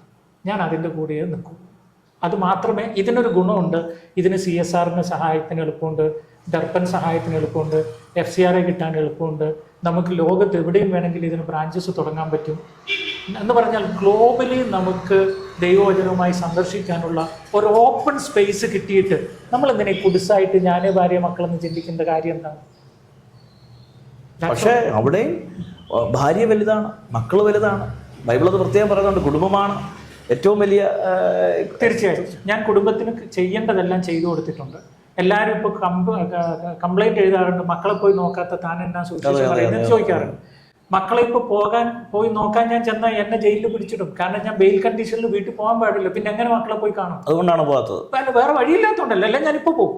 പിന്നെ മക്കൾക്ക് ചെലവിന് കൊടുക്കുന്നുണ്ടോ എന്നുള്ളതാണ്. ഇപ്പോൾ ജിജിയുടെയോ അല്ലെങ്കിൽ ഞങ്ങളുടെ രണ്ടുപേരുടെയോ പേരിലുള്ള 2-3 പ്രോപ്പർട്ടി കിടപ്പുണ്ട്. അതിലൊരു പ്രോപ്പർട്ടിയാണ്. അതായത് ഇപ്പം ജിജി ബിനാമി പേരിൽ അനിയന്റെ പേരിൽ മേടിച്ച പ്രോപ്പർട്ടി വിൽക്കുകയാണെങ്കിൽ ഒരു 1 CR മിനിമം കിട്ടും. 1 കോടി കിട്ടും, മിനിമം കിട്ടും. വേണം ബയറിന് നമുക്ക് തന്നെ പരിധി എടുക്കാം. ആ 1 കോടി രൂപ കൊണ്ടുപോയിട്ട് ഏതെങ്കിലും മുത്തൂറ്റോ മണപ്പുറത്തിലോ ഇട്ട് കഴിഞ്ഞാൽ അതിന്റെ പലിശ മതി. സത്യം പറഞ്ഞു കഴിഞ്ഞാൽ എന്റെ മക്കളുടെ വിദ്യാഭ്യാസം മുന്നോട്ട് പോകാം. ജിജി ഇപ്പൊ അച്ചാറ് കച്ചവടം ഇന്നിപ്പോ രാവിലെ ജിജി ഹാർബറിൽ ചെന്ന് മീൻ എടുത്ത് മീൻ അച്ചാർ ഉണ്ടാക്കിയാണ് മക്കളെ പോറ്റുന്നതാണ് ഞാൻ കണ്ടത്. ഒരുതരം സിമ്പത്തറ്റിക്കൽ അപ്രോച്ച് പൊതുജനത്തിന്റെ മുമ്പിൽ ചെയ്യുന്നു എന്ന് മാത്രമേ എനിക്ക് തോന്നിയിട്ടുള്ളൂ. ഇനി അച്ചാറ് വിറ്റു, ഇതും പ്രത്യേകം ശ്രദ്ധിക്കണം. അച്ചാറ് വിറ്റു അല്പ സമ്പത്തുണ്ടാക്കി എൻ്റെ മക്കളും എൻ്റെ ജീവിത പങ്കാളിയും ലക്ഷറീസ് ആയിട്ട് ജീവിച്ചാൽ ഞാൻ അവിടെ അച്ചാറിന്റെ ആദ്യ വിൽപ്പനയിൽ അങ്ങൊരു FIR കൊടുത്തെന്നാണ് എനിക്കറിയാൻ കഴിയും. ആദ്യ വിൽപ്പനയിൽ അതിന് ഞാനൊരു ഉദാഹരണം കാണിച്ചത് ഇതെൻ്റെ കയ്യിൽ ഇവിടെ അന്ന് ആദ്യ വിൽപ്പനയിൽ ഞാൻ ഇവിടുന്ന് ഒരു സ്റ്റാഫിനെ വിട്ട് മേടിപ്പിച്ചതാണ്. ഫിലോകാലിയ ഫുഡ് പ്രോഡക്ട്സ് എന്നാണ് കമ്പനിയുടെ പേരിട്ടിരിക്കുന്നത്. അത് എൻ്റെ മാത്രം പ്രൊപ്പറേറ്റർഷിപ്പിലുള്ള കമ്പനി, ഏറ്റവും ടോപ്പിൽ ഫിലോകാലിയ ഫുഡ് പ്രോഡക്ട്സ്. അത് എൻ്റെ മാത്രം പേരിലുള്ള ഒരു കമ്പനിയാണ്. 49 ലക്ഷം രൂപ കാക്കത്തുരുത്ത് ഫെഡറൽ ബാങ്കിൽ നിന്ന് ലോൺ എടുത്ത് ഞാൻ തുടങ്ങിയ ഒരു കമ്പനിയാണ്. അടുത്തത് GHES എന്നാണ്. ഇത് ബ്രാൻഡ് നെയിമാണ്. ഇതിന്റെ പേറ്റന്റ് ഇരിക്കുന്നത് എൻ്റെ പേരിലാണ്. മനസ്സിലായി? പേറ്റന്റ്. അപ്പോൾ കമ്പനിയും എൻ്റെത്, പേറ്റന്റും എൻ്റെത്, ട്രേഡ് മാർക്ക് എന്ന് പറയും. ഇനി ഇതിന്റെ FSSI ലൈസൻസ് കൊടുത്തിരിക്കുന്നത് എൻ്റെ പേരിലാണ്. FSSI കാണുന്നുണ്ടല്ലോ. ഇത് അന്ന് മേടിച്ച ഈ കുപ്പിയുടെ പ്രത്യേകത, ഇതിനകത്ത് മാനുഫാക്ചറിംഗ് ഡേറ്റ് ഇല്ല, എക്സ്പയറി ഡേറ്റ് ഇല്ല. ഇതിൽ എന്തെല്ലാം കണ്ടന്റ് ഉണ്ട് എന്നുള്ളത് ഇട്ടിട്ടില്ല. എന്നെ ജയിലിലാക്കാൻ ശ്രമിച്ച അവര്, അതായത് തല അടിച്ച് പൊട്ടിച്ചു കൊല്ലാൻ നോക്കി ബെയിൽ കൊടുക്കരുതെന്നും പറഞ്ഞ് ജയിലിലാക്കാൻ ശ്രമിച്ചവര്, ഈ ഒരു കുപ്പിക്കകത്ത് ഇത് ഉണ്ടാക്കുന്നിടന്ന് ഒരു പല്ലീനെ പിടിച്ചിട്ട് അടച്ച് ഇത് സെയിൽ ചെയ്തു, ഒരാളത് കഴിച്ച് രോഗിയായി, ആദ്യം ജയിലിൽ പോകേണ്ടത് ആരായിരിക്കും? ജിജിയെ കുറിച്ച് അവിടെ സംസാരമേ ഇല്ല. FSSAI ലൈസൻസ് ഉള്ള എണ്ണ ജയിലാണ്. ആക്കരുതേ എന്ന് ഞാൻ പോലീസ് സ്റ്റേഷനിൽ ഒരു പരാതിപ്പെട്ടത് അച്ചാർ കമ്പനി നിർത്താൻ വേണ്ടിയിട്ടല്ല ആളുടെ. ഞാൻ ഇന്നൊരു കാര്യം പറയാം, ഈ ഭൂമിയിൽ താങ്കളെക്കാളും ലോകത്തിൽ ഇന്ന് ജീവിച്ചിരിക്കുന്ന എല്ലാ മനുഷ്യരെക്കാളിലും ഉപരി ഞാനു ബാബീസ് എന്ന അച്ചാർ കമ്പനി വളരണം എന്ന് കൊതിക്കുന്ന ആള് ഫ്രം ദി ഹാർട്ട് ഈശോയുടെ മുമ്പിൽ വെച്ച് പറയുന്നത് ഞാനാണ്. ഞാനു ബേബീസ് എന്താ? ഞാനു ബാബീസ്. ഞാനു എന്നത് ഇളയ മോളുടെ പെറ്റ് നെയിം, ബാബീസ് എന്നത് മൂത്ത മോളുടെ പെറ്റ് നെയിം. ഞാനു ബാബി. അങ്ങനെ പുതിയ അച്ചാർ കമ്പനി തുടങ്ങി. അത് വിജയിക്കട്ടെ എന്ന് ആത്മാർത്ഥമായി പ്രാർത്ഥിക്കുകയും അതിനുവേണ്ടി എല്ലാ സപ്പോർട്ടും ചെയ്യുകയും ചെയ്യുന്ന ആളാണ് ഞാൻ. ഞാൻ തന്നെ എൻ്റെ ഫ്രണ്ട്സുകൾ ഓരോരുത്തർ ഇങ്ങനെ അയക്കുമ്പോൾ പറയും മേടിച്ചോ എന്ന് ഞാൻ പറയും. കാരണം എന്തൊക്കെ പറഞ്ഞാലും എൻ്റെ രക്തത്തിലുള്ള എൻ്റെ മക്കളുടെ വിജയത്തിനാണെങ്കിൽ ഞാൻ അതിലെന്തിനു വിഷമിക്കണം? അതൊരിക്കലും ഞാൻ തടുക്കാൻ പോയിട്ടില്ല. പക്ഷേ എന്നെ കുരുക്കുന്ന ഒരവസ്ഥ അതിൽ വന്നാൽ ഞാൻ തടുക്കും, ഉറപ്പാണ്. കാരണം ഈ ചൂടുവെള്ളത്തിൽ വീണ് പൂച്ചക്ക് പച്ചവെള്ളം കാണുമ്പോൾ പേടി എന്ന് പറഞ്ഞ പോലെ ഒരു കാരണമില്ലാതെ തല ചുമന്നിട്ട് പൊട്ടിച്ചിട്ട് ഗ്ലാസ്സിനിട്ട് പൊട്ടിച്ചിട്ട് FIR ഇട്ട് എന്നെ കുരുക്കാൻ നോക്കിയ ആൾക്ക് നാളെ എന്തും ചെയ്തൂടെ? I am afraid. തുറന്നു പറയുന്നു. ഇവിടെ ഒരു കോടതി ഇല്ലേ മാരി? ഇവിടെ ഒരു നീതിന്യായ വ്യവസ്ഥയില്ലേ? ആർക്കും എന്തും പറയാൻ പറ്റുന്ന ഒരു കാലമാണോ? അല്ല, ഇത് നമ്മുടെ കോടതിയുടെ പ്രശ്നം എന്താണെന്നറിയോ? നമ്മളൊരു കേസ്, ഇപ്പൊ ഈ കേസ് ജിജി കൊടുത്തിട്ട് മാസം 2 ഞാൻ പുറത്തു ഇറങ്ങാൻ പറ്റാതെ ഇപ്പോഴും നിൽക്കുകയല്ലേ. അത് 3 മാസം കഴിഞ്ഞാലേ എൻ്റെ ബെയിൽ കണ്ടീഷൻ മാറുള്ളൂ. ഇനിയും ഒരു മാസം, അതായത് 6 ഒപ്പ് എന്നും ഞാൻ ഇടണം. 1.5 മാസം ഡെയിലി പോയിടുന്നുണ്ടോ? എല്ലാ തിങ്കളാഴ്ചയും ചാലക്കുടി പോലീസ് സ്റ്റേഷനിൽ പോയി ഒപ്പിടണം. ഞാൻ ഇന്ന് രാവിലെ ഒപ്പിട്ട് താങ്കൾ ഞാൻ അറിയിച്ചതാണ്, ഞാൻ ഒപ്പിട്ടിട്ടേ വരുള്ളൂ എന്ന് പറഞ്ഞത്. ഒപ്പിടണം. അതൊക്കെ എന്ന് പറഞ്ഞാൽ ഒരു കൊലപ്പുള്ളി പുറത്തിറങ്ങിയാൽ ചെയ്യുന്ന ഒരു സാഹചര്യത്തിലാണ് എന്നെ ആക്കിയത്. എന്തിനെന്നുള്ള ചോദ്യത്തിന് ഉത്തരവില്ല. ഈ പോലീസ് സ്റ്റേഷൻ പരിധിയിൽ ഞാൻ ഇറങ്ങാൻ എനിക്ക് ആകെ അനുവാദം തിങ്കളാഴ്ചയുള്ളൂ. അതും എങ്ങോട്ട് പോകാനും അനുവാദമില്ല. നേരെ സ്റ്റേഷനിൽ പോയി ഒപ്പിട്ട് പൊക്കോണം. ഏതെങ്കിലും ഒരു ചായക്കടയിൽ നിന്ന് ഞാൻ ചായ കുടിക്കുന്നത് അവരാരെങ്കിലും കണ്ടൊരു ഫോട്ടോ എടുത്ത് കോടതിക്ക് കൊടുത്താൽ ബെയിൽ കണ്ടീഷൻ ലംഘിച്ചു, എന്നെ പിടിച്ചു വീണ്ടും ജയിലിലോ. അങ്ങനെയുള്ള ഞാൻ ഈ അച്ചാർ എൻ്റെ പേരിലുള്ളത് വിൽക്കുമ്പോൾ ഞാൻ പേടിക്കോ ഇല്ലയോ? തീർച്ചയായിട്ടും ആ ഒരു പേടിയുള്ളൂ. അല്ലാതെ ജനങ്ങൾ വിചാരിക്കുന്ന പോലെ ജിജിയുടെ അച്ചാർ കമ്പനി കൂട്ടിക്കാൻ ഞാൻ നടന്നു, എനിക്ക് വൈരാഗ്യം എന്നൊന്നും പറയല്ല. തുറന്നു പറയട്ടെ, എനിക്ക് ജിജിയോട് ഒരു വൈരാഗ്യമില്ല. സ്നേഹം മാത്രമേ ഉള്ളൂ. ഇത് പുളു അടിക്കുന്നതല്ല. ഞാൻ തീർച്ചയായിട്ടും അതായത് ഫ്രം ദി ഹാർട്ട് എനിക്ക് സ്നേഹം മാത്രമേ ഉള്ളൂ. പക്ഷെ എൻ്റെ സ്നേഹത്തിൽ ഉള്ള ഒറ്റ പ്രശ്നം, എന്നെക്കുറിച്ച് ഞാൻ ചിന്തിക്കുന്ന ഒരു സെൽഫ് റെസ്പെക്റ്റ് ഉണ്ട്. ഞാനൊരു പുരുഷനാണ്, ഞാനൊരു ഭർത്താവാണ്, ഞാനൊരു അപ്പനാണ്, 30 വർഷമായിട്ട് സുവിശേഷ വേല ചെയ്യുന്ന ആളാണ്. അങ്ങനെ ഇരിക്കുമ്പോൾ എൻ്റെ ഭാര്യ വിധേയത്വം എന്ന വാക്ക് പറയുമ്പോൾ അവർക്ക് ഇഷ്ടപ്പെടില്ല. പക്ഷെ ബൈബിളിൽ വിധേയത്വം എന്ന് പറഞ്ഞിട്ടുണ്ട്. ഭർത്താക്കന്മാർക്ക് വിധേയമായിരിക്കണം, ഭർത്താവ് കർത്താവിന് വിധേയനായിരിക്കണം, കർത്താവ് പിതാവിന് അല്ല, അങ്ങനെ ഒരു അംബ്രല്ലയുണ്ട്. ആദ്യം പിതാവ്, പിന്നെ ഈശോ, പിന്നെ ഭർത്താവ്, പിന്നെ ഭാര്യ, പിന്നെ മക്കൾ. ഈ അംബ്രല്ലയിൽ വരുന്നൊരു പ്രശ്നം എന്താണെന്ന് വെച്ചാൽ, നമ്മുടെ ഈ പ്രസ്ഥാനം ഇത്രയും വളർന്നു പോകുന്നു. ഇതിൽ ഈ വെറും ട്രസ്റ്റ് വെച്ചിട്ട് നമ്മൾ ചെറിയ മാൽ പ്രാക്ടീസ് നടത്തി പോകേണ്ടവരല്ല. നമ്മളൊരു വലിയ സ്ഥാപനത്തിൽ വലുതായി വളരേണ്ട ഒരു ഇന്റർനാഷണൽ NGO ആണ്, ഇന്റർനാഷണൽ ഫാമിലി അക്കാഡമിയാണ്. നീ ഒന്ന് അതിലേക്ക് വാ എന്ന് പറയുമ്പോൾ വരാതിരിക്കുന്ന ആ മർക്കട മുഷ്ടി സ്വഭാവത്തെ മാത്രമേ ജിജിയിൽ ഞാൻ എതിർക്കുന്നുള്ളൂ. എപ്പോഴാണോ ആൾ പറയുന്നത് എൻ്റെ ചേട്ടായി പറഞ്ഞത് കറക്റ്റ് അല്ലേ എന്ന് എപ്പോഴാണോ ആൾക്ക് തോന്നുന്നത്, അന്ന് ഞങ്ങളുടെ എല്ലാ പ്രശ്നവും തീരും. ജിജി പറഞ്ഞ ചേട്ടായി ഒരു പാവമാണെന്ന് പറഞ്ഞു. ചേട്ടായി ഇങ്ങനെ മാനിപ്പുലേറ്റ് ചെയ്യുന്ന ഒരുപാട് പേരുണ്ടെന്ന്. ആരെന്നെ മാനിപ്പുലേറ്റ് ചെയ്ത? താങ്കൾ പറയൂ. ഞാനല്ലല്ലോ പറയണ്ടേ. ആരുമില്ല, ഇവിടെ ആരുമില്ല മാനിപ്പുലേറ്റ് ചെയ്യും. ഈ മാനിപ്പുലേറ്റ് ചെയ്യുന്നവർക്ക് എന്ത് ഗുണം എന്നെ മാനിപ്പുലേറ്റ് ചെയ്തിട്ട്? എന്താ അങ്ങനെ ചിന്തിക്കാത്ത? ജിജി പറയുന്ന ഈ മാനിപ്പുലേറ്റ് ചെയ്യുന്നെന്ന് പറയുന്നവർ എൻ്റെ കൂടെ നിൽക്കുന്ന എന്തിനാണെന്നറിയാം? ജിജിയും കുടുംബവും അതിൽ നടത്തുന്ന ചെറിയ ചെറിയ സൂത്രങ്ങൾ കണ്ടിട്ട് അത് ഒഴിവാക്കി കിട്ടാനും, ജിജിയും കുടുംബവും എന്നെ ഒറ്റക്ക് ഈ ഇച്ഛ വരപ്പിച്ച് അടിമയാക്കി കൊണ്ടുപോകുന്ന കാണുമ്പോൾ എന്നോടുള്ളൊരു ദയയുമാണ്. കാരണം എനിക്ക് മുസ്ലിമുകൾ ശത്രുക്കൾ, ക്രിസ്ത്യാനികളിൽ ഒരു വിഭാഗം ശത്രുക്കൾ. പക്ഷെ അതിൽ നടന്ന മാൽ പ്രാക്ടീസ് അത് അറിയേണ്ടതാണ്, അത് തിരുത്തപ്പെടേണ്ടതാണ്. അതൊരു തിരുത്താൻ വേണ്ടി പറയുന്നതാണ്, കുറ്റം പറഞ്ഞതല്ല. തീർച്ചയായിട്ടും അത് തിരുത്തി മടങ്ങി വന്ന് നിങ്ങൾ ഒരുമിച്ച് ജീവിക്കുക എന്നുള്ളതാണ് ഞാൻ ആഗ്രഹിക്കുന്നത്. ഞാനും ആഗ്രഹിക്കുന്നത്. എനിക്ക് പറയട്ടെ, ഈശോയും ആഗ്രഹിക്കുന്നതായിരിക്കും. ഒരുപക്ഷെ താങ്കൾ ഒരു വിശ്വാസിയായ താങ്കളുടെ പ്രൊഫൈലിനകത്ത് ദി ഹോളി സ്പിരിറ്റ് എന്ന് കൊടുത്തത് അതെന്നെ ഭയങ്കരമായിട്ട് സ്ട്രൈക്ക് ചെയ്തതാണ്. അപ്പൊ താങ്കൾ ഒരു പക്ഷെ ഇവിടെ വന്നിരിക്കുന്നത് ദൈവം അതിനൊരു അവസരം ഒരുക്കാനായിരിക്കാം. താങ്കൾക്ക് സാധിക്കുമെങ്കിൽ താങ്കളും ജിജിയെ കാണണം, സംസാരിക്കണം. ഇത് ഞാൻ പറഞ്ഞില്ല, നമ്മൾ ഒരു ചെറിയ ഈഗോ. അപ്പൊ താങ്കൾ ഒരു പക്ഷെ ഇവിടെ വന്നിരിക്കുന്നത് ദൈവം അതിനൊരു അവസരം ഒരുക്കാനായിരിക്കാം. താങ്കൾക്ക് സാധിക്കുമെങ്കിൽ താങ്കളും ജിജിയെ കാണണം, സംസാരിക്കണം. ഇത് ഞാൻ പറഞ്ഞില്ല, നമ്മൾ ഒരു ചെറിയ ഈഗോ. ഈഗോ ഇത്രയേ ഉള്ളൂ. ഫിലോക്കാലിയ ഫൗണ്ടേഷൻ ആണ് നിലനിന്ന് പോകേണ്ടത് എന്ന് ഞാൻ ആഗ്രഹിക്കുന്നു. ട്രസ്റ്റാണ് നിലനിന്ന് പോകേണ്ടതെന്ന് അവരാഗ്രഹിക്കുന്നു. ട്രസ്റ്റിൽ ഭൂരിഭാഗം കുടുംബമായതുകൊണ്ട് എനിക്ക് ഒരു സ്വാതന്ത്ര്യം ഇല്ല എന്നുള്ളതാണ് പ്രശ്നം. ഇനിയല്ല, ട്രസ്റ്റ് തന്നെ നിലനിന്ന് പോകണമെന്ന് വാശി പിടിച്ചാലും ട്രസ്റ്റിലെ രജിസ്ട്രേഷൻ അടക്കം തെറ്റുണ്ട് എന്ന് കണ്ടുപിടിച്ച സ്ഥിതിക്ക് അതെന്തായാലും പുതുക്കി പണിയേണ്ടി വരും. അങ്ങനെ പുതുക്കി പണിയുമ്പോൾ എന്ത് ചെയ്യണമെന്നറിയോ? ഇപ്പോൾ ഉള്ള ജിജി ഒഴിച്ച് ബാക്കിയുള്ള മെമ്പർമാർ രാജിവെച്ച് പോയി പുതിയ ആളുകൾ എടുത്താൽ മതി, വിശ്വസ്തരായ. എന്നാൽ അത് തന്നെ കൊണ്ടുപോകും. അതിനും ഞാൻ തയ്യാറാണ്. അതും കൂടെ ഓർക്കണം, ഞാൻ അതിനും തയ്യാറാണ്.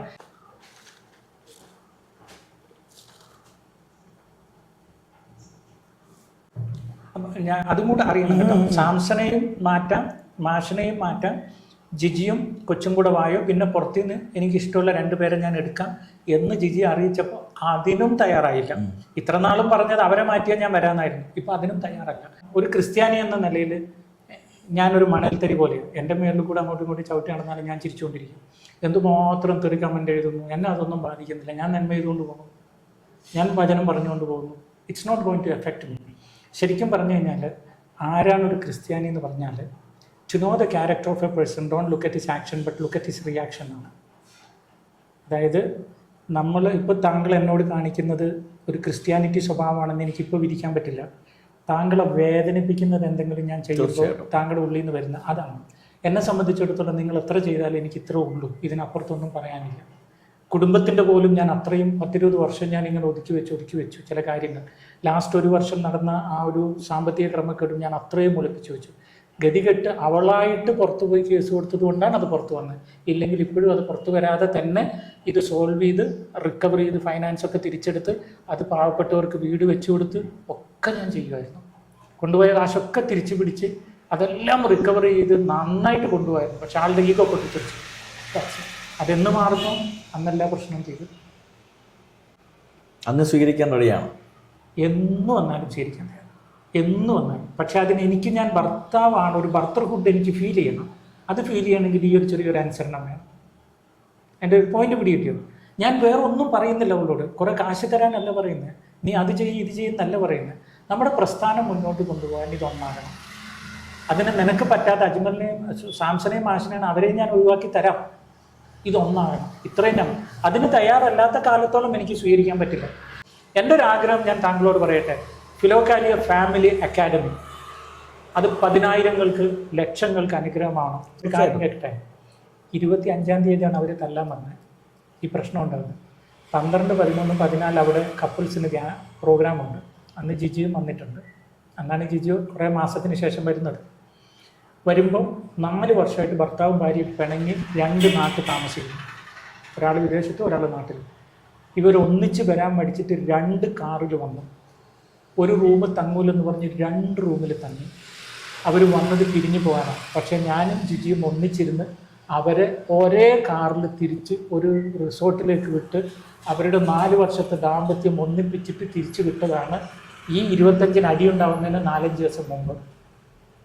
അങ്ങനത്തെ ഒരു സ്ഥാപനം ആയതുകൊണ്ട് ഇവിടെ നിന്നൊക്കെ ഇറങ്ങിപ്പോയ പിശാച് വെറുതെ നോക്കി നിൽക്കത്തൊന്നുമില്ല. ഇച്ചിരി ഞങ്ങൾ ഉപദ്രവിക്കും. തീർച്ചയായിട്ടും അങ്ങനെ അത് പൂർണ്ണമായി ഞാൻ മനസ്സിലാക്കുന്നു.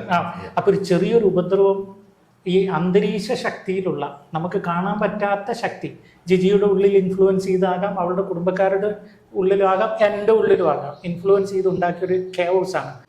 ഇപ്പൊ ജിജിക്കുള്ളിലും എനിക്കുള്ളിലും അവളുടെ കുടുംബക്കാരുടെ ഉള്ളിലും നാട്ടുകാരുടെ ഉള്ളിലും ഒക്കെ കയറിയിട്ട് ഈ പണിയൊക്കെ ഒപ്പിക്കുന്ന ചെലുത്താനാണ്. ഒരു ദിവസം ചെലുത്താൻ ഒന്നും അല്ലാണ്ടായി പോവുകയും ഈ പ്രസ്ഥാനം ഭയങ്കരമായിട്ട് വളരുകയും ചെയ്യും. Because I am Christian, I am witness for Jesus Christ. അതാണ് എൻ്റെ ഒരു ധൈര്യം. താങ്കൾ എന്താ ഇങ്ങനെ നോക്കുന്നത്? ഞാൻ ജെന്യൂനായിട്ട് പറയുന്നത്. തീർച്ചയായിട്ടും ഞാൻ ആ സ്വപ്നം കാണുകയായിരുന്നു. കാരണം മാരിയോയും ജിജിയും എല്ലാം കൂടെ ഒരുമിച്ച്, മക്കളും എല്ലാം കൂടെ ഒരുമിച്ച് വീണ്ടും ഒരുമിക്കുന്നു. വീണ്ടും നിങ്ങളുടെ ജീവിതത്തിലെ നഷ്ടപ്പെട്ടതെല്ലാം മടങ്ങി വരുന്നു. സൈത്താൻ കവർന്നെല്ലാം തിരിച്ചു കിട്ടുന്നതൊക്കെ ഞാനും അങ്ങ് കണ്ടു പറഞ്ഞു. ഒരു ഭൂമിയിലെ സ്വർഗമാണ് കുടുംബം. ഞങ്ങൾ ഇതൊക്കെ പറയുമ്പോഴും ഭയങ്കര സ്വർഗീയമായി ആനന്ദിച്ച് ജീവിച്ച ദിവസങ്ങളുണ്ട്. അതായത് ഞങ്ങൾ ജീവിച്ച ക്യാമ്പസിലെ എല്ലാ കുടുംബത്തെയും അപേക്ഷിച്ച് ഏറ്റവും ഹാപ്പിയായ കുടുംബങ്ങൾ ഞങ്ങൾ തന്നെയാണ്. ചെറിയ ചെറിയ വഴക്കുകൾ, തുടക്കത്തിലുള്ള മിസ്അണ്ടർസ്റ്റാൻഡിങ് കൊണ്ട് കുറച്ച് നാളുണ്ടായി, അതങ്ങ് പോയി. പിന്നീട് ഈ പ്രസ്ഥാനം തുടങ്ങിയപ്പോൾ ആരാണ് ഇതിലെ അടിസ്ഥാന വിഷയം? ഞാൻ പറഞ്ഞുതരാം. അടിസ്ഥാന വിഷയം 2 ചീഫ് മിനിസ്റ്റർ ഒരേ സമയത്ത് കേരളത്തിൽ ഉണ്ടായാൽ ഭരണം എങ്ങനെ ഇരിക്കും? ചോദിച്ചതിന് മറുപടി കിട്ടിയോ? 2 ചീഫ് മിനിസ്റ്റർ ഒരേ സമയം കേരളത്തിൽ ഉണ്ടായാൽ ഭരണം നന്നായി പോകുമോ? ഒരിക്കലും ഇല്ലല്ലോ. ഇതേ ഞങ്ങൾക്ക് സംഭവിച്ചുള്ളൂ. ഈ ഫിലോകാലിയ ചാരിറ്റബിൾ ട്രസ്റ്റിൻ്റെ മാനേജിങ് ട്രസ്റ്റിക്കും ജോയിൻറ്റ് മാനേജിങ് ട്രസ്റ്റിക്കും തുല്യ അവകാശം എന്ന് ബയലോയിൽ എഴുതി കളഞ്ഞു. അപ്പോൾ ഓട്ടോമാറ്റിക്കലി ആ ബയലോ വെച്ചിട്ട് ഞാൻ ജിജിയോട് അതങ്ങോട്ട് എടുത്തു വെച്ചില്ല, തനിക്കെന്നെ കുഴപ്പം, എനിക്കും അധികാരമുണ്ട്. ഇതിൻ്റെ ഒരു പ്രശ്നം പിടികിട്ടിയോ? എന്ത് കാര്യം വരുമ്പോഴും തർക്കം വരും. കാരണം തുല്യ അവകാശം. അത് മാനേജിങ് ട്രസ്റ്റിയുടെ അവകാശം ജോയിൻറ്റ് മാനേജിങ് ട്രസ്റ്റി ഇല്ലാത്തപ്പോൾ ഓപ്പറേറ്റ് ചെയ്യേണ്ട ആളാണ്. അങ്ങനെ ആയിരുന്നു നിയമം വെച്ചിരുന്നത് എങ്കിൽ, മാനേജിങ് ട്രസ്റ്റിൻ്റെ അഭാവത്തിൽ ജോയിൻറ്റ് മാനേജിങ് ട്രസ്റ്റിക്ക് ഫുൾ ഉത്തരവാദിത്തം എന്നായിരുന്നു എഴുതിയതെങ്കിൽ ഈ പ്രശ്നമൊന്നും ഉണ്ടാവില്ലായിരുന്നു. അപ്പോൾ ചോദ്യം വരും, ബയലോസ് എഴുതിയ താങ്കളല്ലേന്ന്. ഞാൻ എഴുതിയതിൽ ഇതില്ലായിരുന്നു. ജിജിയുടെ അനുജത്തിയുടെ ഭർത്താവ് ഇതിൽ എഴുതി വെച്ചത്. ഞാനത് അറിയുന്നത് എപ്പോഴാണെന്നറിയോ? രജിസ്ട്രാർ ഓഫീസിൽ രജിസ്റ്റർ ചെയ്യുന്ന സമയത്ത് വായിച്ച് കേൾപ്പിക്കുമ്പോഴാണ് ഞാനത് കേൾക്കുന്നത്. അപ്പം തന്നെ എനിക്കതിൻ്റെ അപകടം മണത്തു. ഞാൻ രജിസ്ട്രാറിൻ്റെ മുഖത്ത് നോക്കി, ജിജിയുടെ മുഖത്ത് നോക്കി. എനിക്ക് പെട്ടെന്ന് രജിസ്ട്രാറിൻ്റെ മുമ്പിൽ വെച്ച് ജിജിയെയോ അനിയത്തിയുടെ ഭർത്താവ് ഞാൻ മിണ്ടാതിരുന്നു. അന്ന് അവിടെ വെച്ചത് തിരുത്തിയായിരുന്നെങ്കിൽ ഇതൊന്നും സംഭവിച്ചില്ല. പക്ഷേ ഞാൻ കരുതുന്നത് ദൈവം ആഗ്രഹിക്കാതെ എന്ന് പറയാൻ പറ്റില്ല, ദൈവം അറിയാതെ ഒന്നും സംഭവിച്ചില്ല. അതായത് ദൈവം അറിഞ്ഞാണ് എല്ലാം സംഭവിക്കുകയുള്ളൂ. പക്ഷെ അറിഞ്ഞ് സംഭവിച്ചത് കൊണ്ട് അത് ദൈവം ഇഷ്ടമാണെന്ന് പറയാൻ പാടില്ല. ഇപ്പൊ ഉദാഹരണത്തിന് ഇപ്പോൾ ഓരോ ദിവസം ഞാൻ കഞ്ഞിയിട്ട് കുടിക്കാനിരിക്കുമ്പോഴൊക്കെ ഞാൻ കരയും. ഒറ്റയ്ക്കിരുന്ന് കരയും, പുറത്തിരുന്ന് കരയാൻ പറ്റില്ലല്ലോ. കാരണം എന്നാന്ന് പറഞ്ഞു തരട്ടെ, ഞാനന്ന് തൈറോയ്ഡ് ക്യാൻസർ വന്ന് സർജറി ചെയ്ത് ആ സമയത്ത് ജിജി ഒരു പ്രത്യേക സിറ്റുവേഷനിൽ കിടക്കുമ്പോൾ, വിവാഹം കഴിക്കുമ്പോൾ ഞാൻ ആഗ്രഹിച്ചത് എന്താണെന്നറിയോ? എനിക്ക് വയ്യാതിരിക്കുമ്പോൾ ഇവള് കൂട്ടിനുണ്ടാവുമല്ലോ എന്ന് ഞാൻ ആഗ്രഹിച്ചത്. എന്നിട്ട് അത് കല്യാണത്തിന് ശേഷം ആദ്യമായിട്ട് ഞാൻ 6 ദിവസം ഹോസ്പിറ്റലിൽ കിടന്നു. അവളെനിക്ക് കൂട്ടിനുണ്ടായിട്ടില്ല. കാരണം അവൾ കേസും കൊടുത്ത് നടക്കുകയായിരുന്നു 6 ദിവസം. ജീവിതത്തിൽ ഇന്ന് വരെ കാണാത്ത ഒരുത്തനാണ് എനിക്ക് ഹോസ്പിറ്റലിൽ ബൈസ്റ്റാൻഡർ ആയത്. ഇപ്പോഴും ഞാൻ ഒരുപാട് മരുന്ന് കഴിക്കുകയാണ്. ഒരു നേരം മരുന്ന് കഴിച്ചില്ല തലയിറങ്ങി വീഴും. അങ്ങനത്തെ മരുന്ന് ഇപ്പോൾ കഴിക്കുന്നത്. ആ മരുന്ന് കഴിക്കാൻ അത് എടുത്തു തരാൻ എനിക്ക് ഭാര്യ മക്കളോ കൂടെ ഇപ്പോൾ ഇല്ല. അപ്പോൾ എനിക്കൊരു കാര്യം മനസ്സിലായി, എന്നെ നോക്കാനാണ് ഞാനൊരു ജീവിത പങ്കാളി സ്വീകരിക്കുന്നത് എന്ന് ചിന്തിച്ച് ആരെങ്കിലും കല്യാണം കഴിച്ചാൽ ഭൂലോക മണ്ടത്തരാവും. എൻ്റെ ഉള്ളിലുള്ള സ്നേഹം നിറയുമ്പോൾ അത് പങ്കിടാൻ വേണ്ടി ഒരാളെ കൊണ്ടുവരുവാണെങ്കിൽ പങ്കിട്ടുകൊണ്ട് പോകാനേ പറ്റുള്ളൂ. ഇങ്ങോട്ട് കെയർ ശ്രദ്ധിക്കുകയേ വേണ്ട. ഞാനിന്ന് ഇപ്പോൾ 60 ദിവസമായി ഒറ്റയ്ക്ക് ഭക്ഷണം കഴിക്കണം, ഒറ്റയ്ക്ക് തുണി അലക്കും, ഒറ്റയ്ക്ക്, അതൊക്കെ പണ്ടും ചെയ്യുന്ന കുഴപ്പമൊന്നുമില്ല. പക്ഷെ എങ്കിൽ പോലും പെട്ടെന്ന് ഒറ്റപ്പെടുമ്പോൾ ഒരു സങ്കടം ഉണ്ടല്ലോ. ഇറ്റ് ഹേർട്സ് മീ ആണ്. ആ വേദന ഞാൻ സഹിക്കുമ്പോൾ ഞാൻ കർത്താവിനോട് പറയാറുള്ളത്, ഇത് പാഴായി പോവില്ല. ദൈവം പാഴായിട്ടൊന്നും സൃഷ്ടിച്ചിട്ടില്ല. ഏതെങ്കിലും ഒരു സഹനം പാഴാക്കിയിട്ടുണ്ട്? വേദനിക്കുന്നത് എൻ്റെ ജീവിത പങ്കാളി ഓർത്താണ്. എൻ്റെ ജീവനെ പോലെ ഞാൻ സ്നേഹിച്ചിട്ട് അവൾ എന്നെ മനസ്സിലാക്കുന്നില്ലല്ലോ എന്നത് എനിക്കൊരു വേദന. നാട്ടുകാർ എനിക്കൊരു വിഷയമേ ആണ്. അതിപ്പോഴും ഉണ്ട്. ജിജി വീഡിയോ കേൾക്കുകയാണെങ്കിൽ അവൾ അത് അറിയണം. നീ എന്നെ മനസ്സിലാക്കുന്നില്ലല്ലോ എന്നുള്ളത് എനിക്കൊരു വേദനയാണ്. അത് ചെറിയൊരു ഈഗോയുടെ പേരിലാണ്, ഞാൻ വലുത് എന്നതിൻ്റെ പേരിലാണ് എന്നത് തിരിച്ചറിഞ്ഞാൽ തീരാവുന്ന വിഷയങ്ങൾ മാത്രമേ നമുക്കിടയിൽ ഇപ്പോഴും ഉള്ളൂ. ജിജി മനസ്സിലാക്കും. നിങ്ങൾ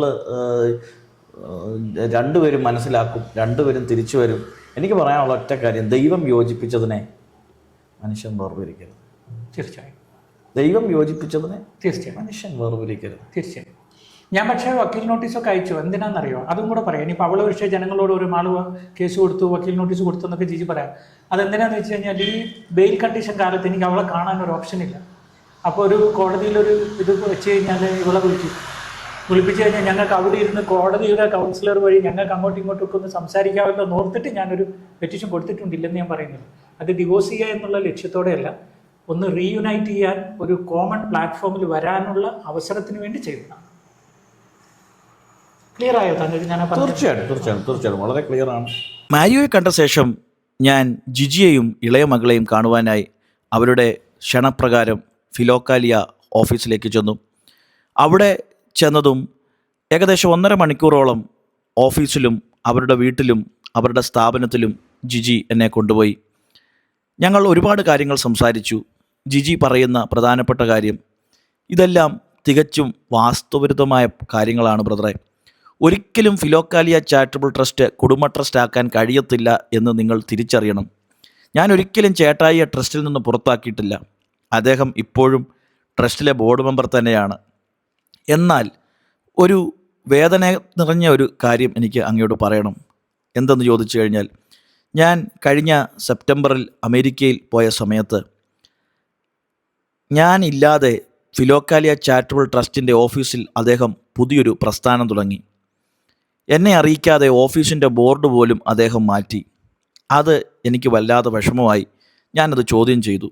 എനിക്ക് മനസ്സിലായി പഴയ ഫിലോക്കാലിയയുടെ എല്ലാ പ്രവർത്തനങ്ങളും നഷ്ടപ്പെട്ടെന്ന്. ആ സമയത്ത് ഞാൻ അമേരിക്കയിലായതുകൊണ്ട് എനിക്കൊന്നും മനസ്സിലാക്കാൻ കഴിഞ്ഞില്ല.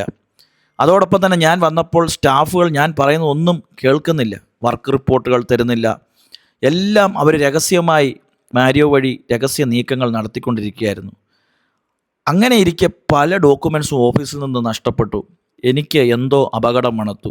അവിടെ നിന്ന് ഞാൻ ഡീഡ് എടുത്ത് സേഫായിട്ട് വെച്ചെന്നാണ് ജിജി എന്നോട് പറയുന്നത്. അതോടൊപ്പം തന്നെ പൂട്ടിക്കിടന്ന ട്രസ്റ്റിൻ്റെ ഓഫീസ് തുറന്നു പ്രവർത്തിക്കാൻ ജിജി ശ്രമിക്കുകയും ഓഗസ്റ്റിൽ പുതുക്കേണ്ട KYC ബാങ്കിൽ അദ്ദേഹം പുതുക്കാത്തത് കൊണ്ട് അക്കൗണ്ട് ഫ്രീസ് ആകുകയും അങ്ങനെ ആംബുലൻസിൻ്റെ ലോൺ മുടങ്ങുകയും മാത്രമല്ല, അദ്ദേഹം ചെക്കിൽ സൈൻ ചെയ്യാൻ അദ്ദേഹം താല്പര്യപ്പെട്ടിരുന്നില്ല. അദ്ദേഹം മനഃപൂർവ്വം അത് സൈൻ ചെയ്യാഞ്ഞതുകൊണ്ട് ഓഫീസിൻ്റെ റെൻറ്റ് കുടിശ്ശികയാകുകയും അത് കൊടുക്കാൻ സാധിക്കാഞ്ഞതുകൊണ്ട് 1 വർഷത്തിൽ അധികമായി പണികൾ മുടങ്ങിക്കിടന്ന ഒരുപാട് വീടുകളും ഇതേ അവസ്ഥയിൽ തന്നെ ദയനീയമായി മുന്നോട്ട് പോകുന്നതുകൊണ്ടും ഫ്രീസായി കിടക്കുന്ന ട്രസ്റ്റ് ആക്റ്റീവാക്കാനാണ് ഞാൻ ശ്രമിച്ചത്. അല്ലാതെ അദ്ദേഹത്തെ മാനേജിങ് ട്രസ്റ്റിഷിപ്പിൽ നിന്നോ സൈനിങ് അതോറിറ്റിയിൽ നിന്നൊന്നും ഞാൻ മനഃപൂർവ്വം മാറ്റിയതല്ല. എൻ്റെ അവസ്ഥ അല്ലെങ്കിൽ ഈ ട്രസ്റ്റ് മരവിക്കാതിരിക്കാൻ വേണ്ടി ഞാൻ താൽക്കാലികമായി ചെയ്ത ഒരു കാര്യമാണെന്നാണ് ജിജി പറയുന്നത്. അദ്ദേഹം ഇപ്പോഴും ട്രസ്റ്റിലെ ബോർഡ് മെമ്പർ തന്നെയാണ്. അനീതിയായി ഒന്നും ചെയ്തിട്ടില്ല, എല്ലാം നിയമപരമായി തന്നെയാണ് ചെയ്തിരിക്കുന്നതെന്നും ജിജി പറഞ്ഞു. അദ്ദേഹം വീണ്ടും കമ്മിറ്റ്മെൻറ്റും റെസ്പോൺസിബിലിറ്റി ഏറ്റെടുത്ത് ജെനുവിനായി ഫിലോക്കാലിയ ചാരിറ്റബിൾ ട്രസ്റ്റ് മുന്നോട്ട് കൊണ്ടുപോവുകയാണെങ്കിൽ അദ്ദേഹം തന്നെയായിരിക്കും മാനേജിങ് ട്രസ്റ്റി എന്നാണ് ജിജി പറയുന്നത്. ഞാൻ സൈനിങ് അതോറിറ്റിയിൽ നിന്ന് ഒഴിയുകയും അദ്ദേഹം എല്ലാം ഏറ്റെടുത്ത് നടത്തുമെന്ന് ഉറപ്പ് തരികയും വേണമെന്നും ജിജി പറയുന്നു. ജിജി ഇതിൻ്റെ എല്ലാം പ്രൂഫുകൾ കാണിക്കുന്നുണ്ട്. ജിജി 1 കോടി രൂപയ്ക്ക് തിരിമറി നടത്തി മേടിച്ചു എന്ന് പറയുന്ന ആ പ്രോപ്പർട്ടിയിൽ ജിജി എന്നെ കൊണ്ടുപോയി. ആ പ്രോപ്പർട്ടി അവർക്ക് മേടിച്ചു കൊടുത്ത ബ്രോക്കർ അദ്ദേഹവും എന്നോടൊപ്പം ഉണ്ടായിരുന്നു. അദ്ദേഹം വരികയും അദ്ദേഹം പറഞ്ഞത് ഇത് വളരെ വില കുറച്ച് മേടിച്ച ഒരു പ്രോപ്പർട്ടിയാണ്. അതും ജിജിയുടെ പ്രഭാഷണങ്ങളിൽ ജിജിക്ക് ലഭിച്ചിരുന്ന തുച്ഛമായ കുറച്ച് പൈസയും KSFയിൽ ജിജി ഇട്ടിരുന്ന കുറച്ച് ചിട്ടി പണവും അതോടൊപ്പം തന്നെ അവരുടെ സഹോദരനാണ് 70% പണവും എവിടുന്നോ ലോൺ എടുത്ത് ഈ ജിജിയെ സഹായിച്ച് ഈ വീട് മാരിയോയുടെ ആവശ്യപ്രകാരം മാരിയോ പറയുന്നുണ്ട് ഈ ഭവനം നമുക്ക് സ്വന്തമാക്കണമെന്നും ഇത് 1 കോടി രൂപയുടെ ഭവനം ഏകദേശം 60 ലക്ഷം രൂപയ്ക്ക് അവർ വിൽക്കാൻ തയ്യാറാണെന്നും എങ്ങനെയെങ്കിലും ജിജിയുടെ ആങ്ങള ഇത് ചേച്ചിക്ക് വേണ്ടി സ്വന്തമാക്കണമെന്നും മാരിയോ പറയുന്ന ഒരു വോയിസ് ക്ലിപ്പ് എന്നെ കേൾപ്പിക്കുകയുണ്ടായി. അപ്പോൾ ജിജിയുടെ ഭാഗത്ത് ജിജി പറയുന്നത് മനുഷ്യനാണ്, അങ്ങോട്ടും ഇങ്ങോട്ടും ചെറിയ കുറവുകളും വീഴ്ചകളും ഒക്കെ സംഭവിച്ചിട്ടുണ്ട്, എങ്കിലും നിങ്ങൾ ജനം പറയുന്നത് പോലുള്ള ക്രമക്കേടുകൾ ഒരിക്കലും അവിടെ ഉണ്ടായിട്ടില്ല. അത് ആർക്ക് വേണമെങ്കിലും എപ്പോൾ വേണമെങ്കിലും രജിസ്റ്റർ ഓഫീസിലും മറ്റ് കാര്യങ്ങളിൽ ഇവർ ഡോക്യുമെൻറ്റ്സ് വന്ന് ചെക്ക് ചെയ്യാൻ കഴിയും എന്നാണ് പറയുന്നത്. ജിജിയോടൊപ്പം അവരുടെ ഇളയ മകളും എന്നോടൊപ്പം ഉണ്ടായിരുന്നു. അവരും ഈ കാര്യങ്ങളൊക്കെ ശരിവെക്കുക തന്നെയാണ് ചെയ്തത്. ഇരുവരെയും കണ്ടതിന് ശേഷം ഞാൻ മനസ്സിലാക്കിയൊരു കാര്യം, തമ്മിൽ പറഞ്ഞു തീർക്കാൻ കഴിയുന്ന വിഷയങ്ങൾ മാത്രമാണ് ഇവരുടെ മുമ്പിലുള്ളത്. 2 പേരോടും നീണ്ട മണിക്കൂറുകൾക്ക് സംഭാഷണത്തിന് ശേഷം വളരെ ശുഭാപ്തി വിശ്വാസത്തോടെയാണ് ഞാൻ മടങ്ങിയത്. ഇനിയും ഇവർ ഒന്നിക്കുന്നത് കാണുവാനും ഈ ഭൂമിയിലെ സ്വർഗമായ കുടുംബം സന്തോഷപൂർവ്വം സമൂഹത്തിലേക്ക് ഇറങ്ങുന്നത് കാണുവാനും ഞാൻ ആഗ്രഹിക്കുന്നു. തെറ്റ് പറ്റാത്ത ആരുമില്ല, തെറ്റ് ചെയ്യാത്ത ഒരു മനുഷ്യനുമില്ല. പക്ഷേ ആ തെറ്റേറ്റു പറഞ്ഞ് മടങ്ങി വരുമ്പോൾ അവിടെയാണ് ഭൂമിയിലെ സ്വർഗം വീണ്ടും തളിർക്കുന്നത്. നിങ്ങളുടെ സഹോദരൻ ജെറി പൂവക്കാല.